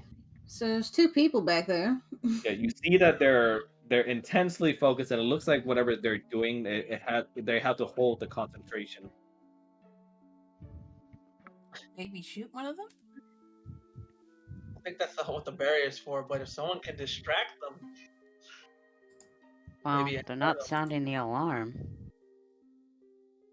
Yeah, they're so focused on what they're doing that they can't do anything else. Otherwise, the barrier would go down.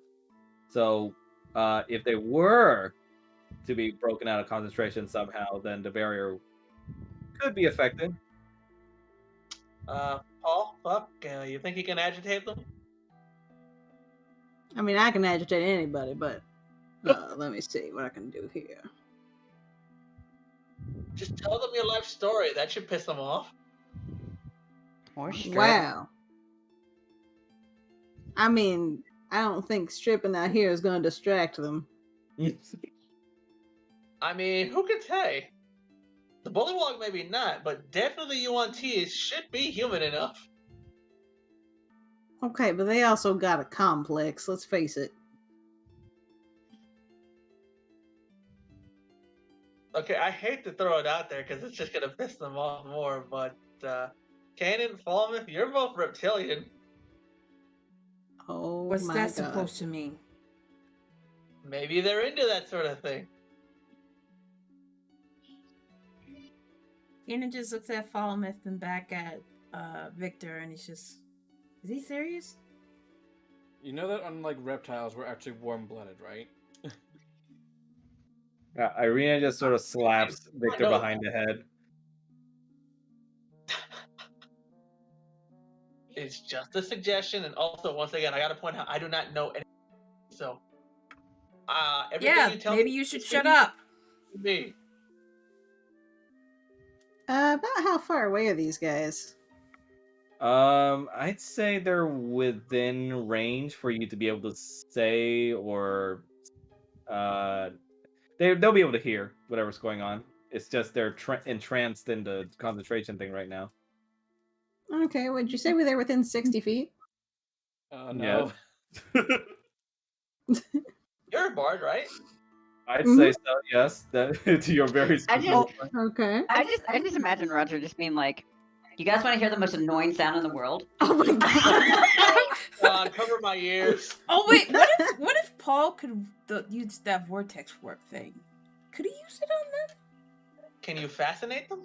I don't think it would go through the ward. Ah, Like, I don't know if any kind of magic can appear inside the ward. well. It might be a site-based thing, though. I'd say you'd be able to warp if you wanted. Yeah, let's try a vortex Oh, warp. I was just suggesting. I'm What? sorry. Yeah, because this force barrier is really meant more to knock back kinetic energy It's or a physical force. barrier. So really, sound magic can probably go through. I'd say. Are they within line of sight? They're hidden behind the statue, but their heads are poking out. That's how you were able to spot them to begin with. All right, sure. Just say, if that doesn't work, I can always try Phantasmal Force on one of them. Okay, so you're going to try and warp one of them or both of them? I imagine the Wanti is the one doing most of the magic part. Okay, so the Yuan-Ti, right? Yes. Okay. And I want to teleport them right in front of Kanan. Ooh. Oh, Okay. you gotta give Kanan a heads up. Now, before I do this roll, do you guys want to do anything in preparation? Prepare to swing. Kanan is You're not in going range. to prepare his mace. Real quick.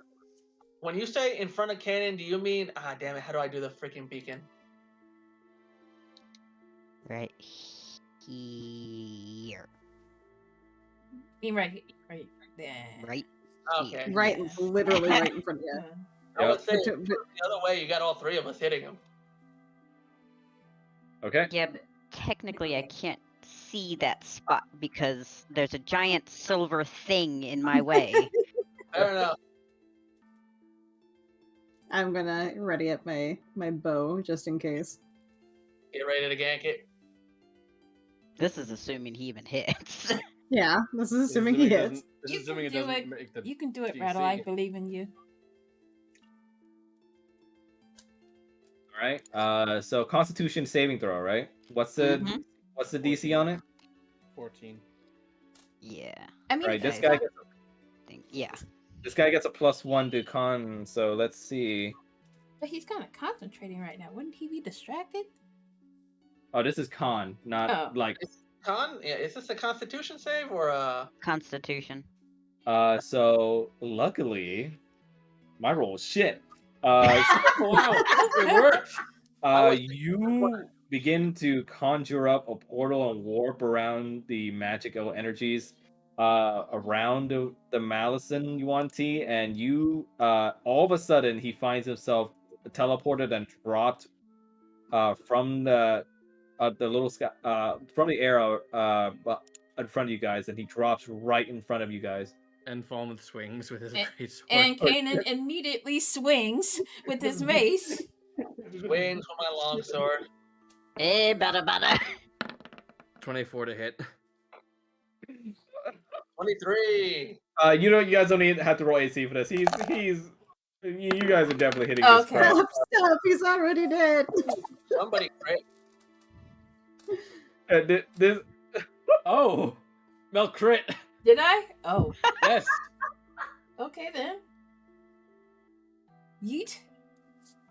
this is what I'm seeing right now. It only says 13 The on cat my. with Oh the my god. Oh. Yeah, we'll double Oh. it now. Don't worry. Okay. Alrighty then. Yeah, the combined hits from you guys. He's fucking dead. You slash him like to pieces, and you bash him so hard in the head with your mace that you actually cave it in. And He's dead, Jim. you Oh, see you the feel- barrier goes down, and you hear in the back the bully monk like almost becomes conscious. He goes like, "Shit." Kanan, can Kanan run in to grab the bullywug? Yeah, I'd Okay. say go ahead. Go ahead. He's just hiding right now, hoping you don't see him. Where is he? He's in this little platform above. I don't see shit. It's dynamic lighting.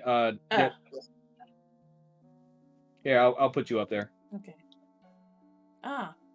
You see, and no one had a problem killing this thing, and they had no idea what the fuck was And then going on. Kanan is going to run behind There's the a difference statue between it being and pulled out and something being a helpless captive. grab and slam him against the wall.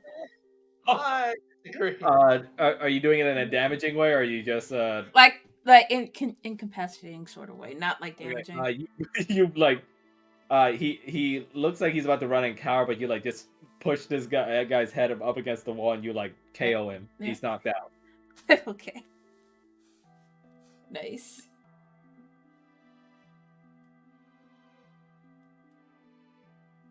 Yeah.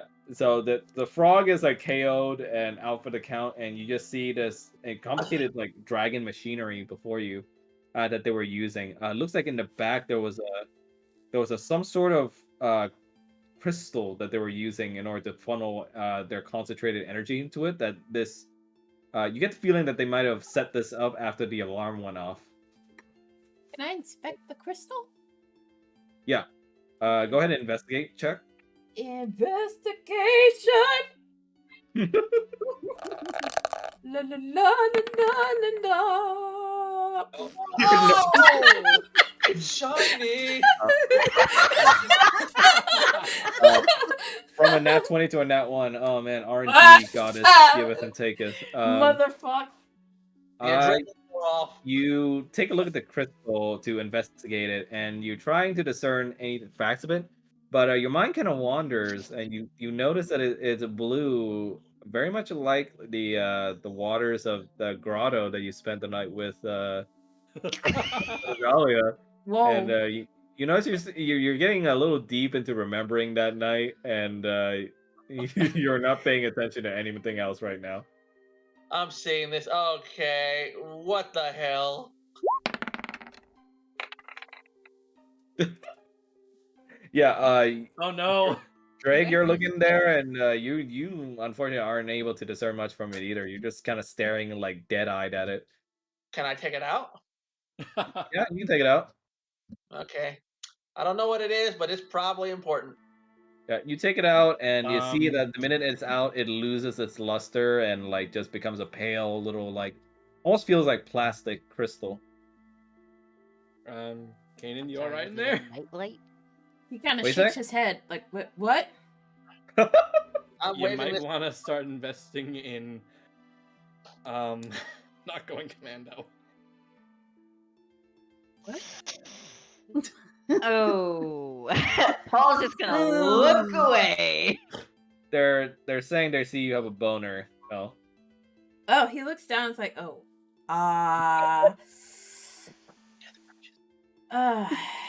well, Roger's just gonna look over and be like, nice. I see Roger go, nice. Nice. he Yep, there just, you he go. just, he just like he's not ashamed of it. He just shrugs. He'll go away on his own, don't worry. Victor, Victor telling you. Irina just sort of like sees this and she just like sort of like tries to you. cover her eyes. Victor, you've been hanging around this group too long. You're not ashamed anymore.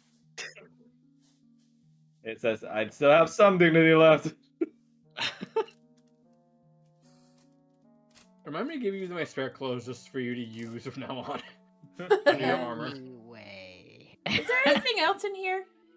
Like, besides the statue?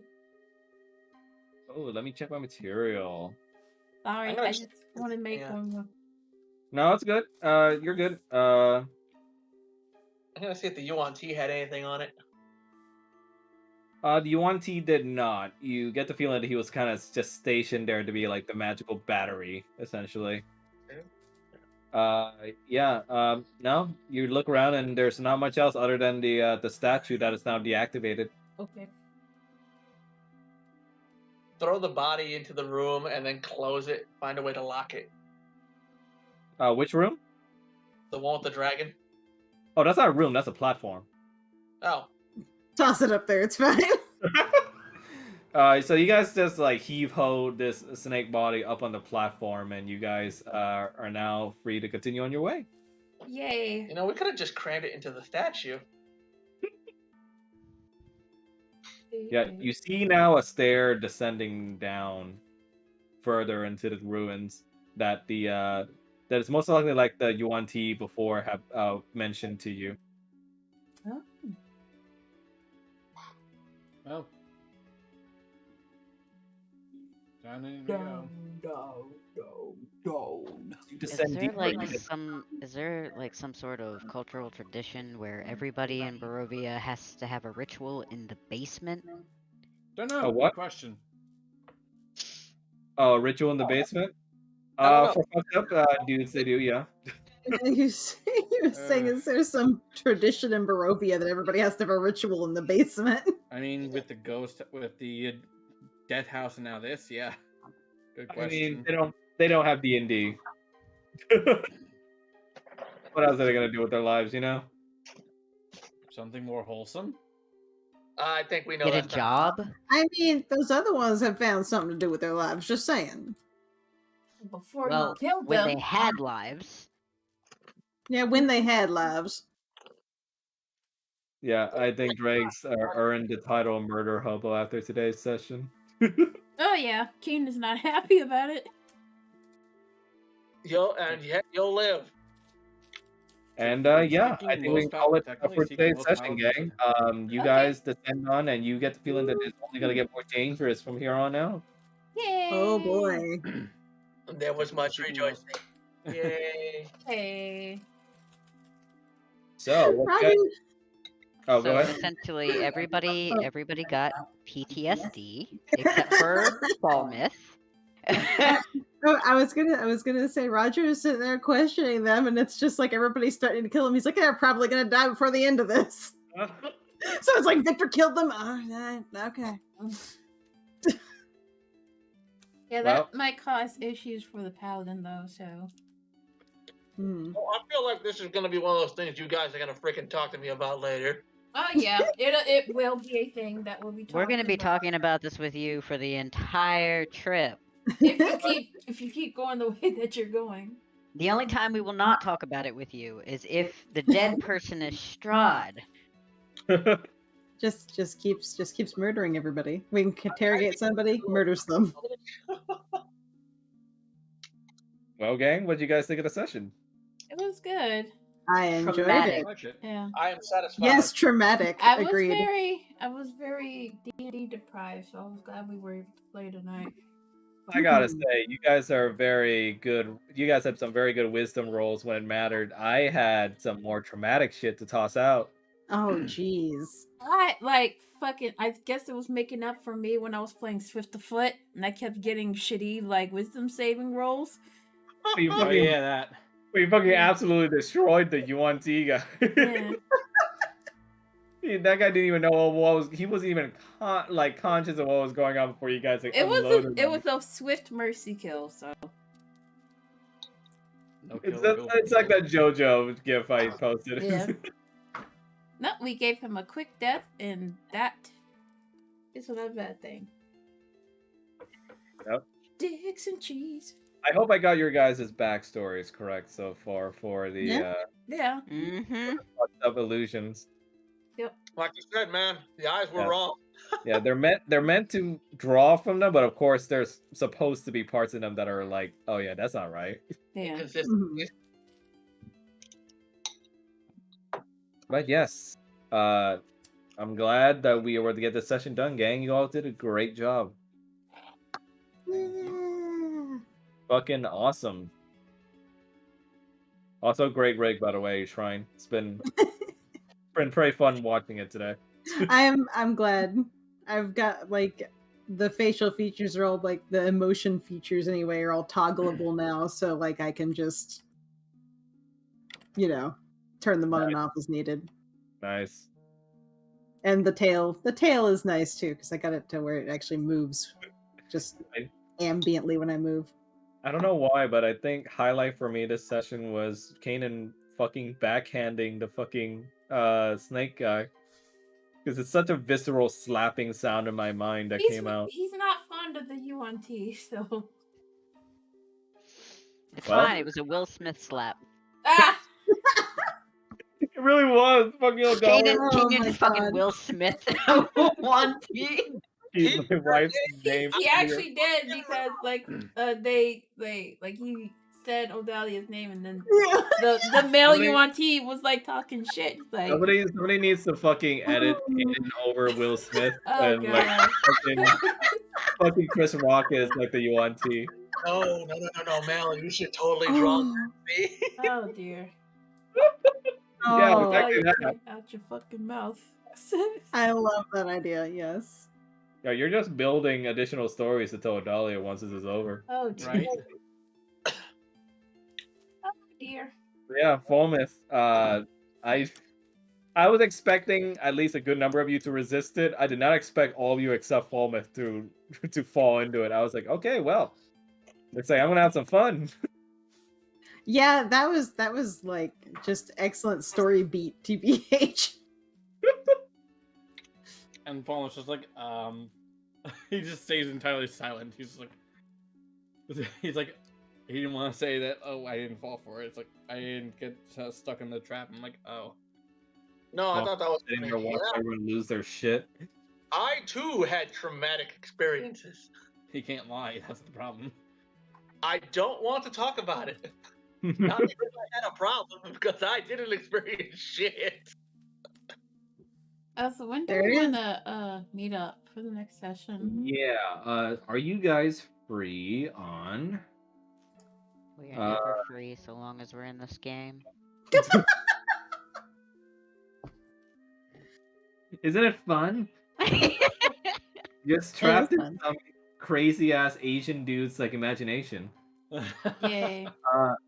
So on the 21st, how about that? You guys free? That's a Saturday.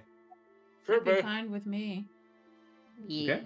Yeah, we should be good. Great. Blaze, how about you?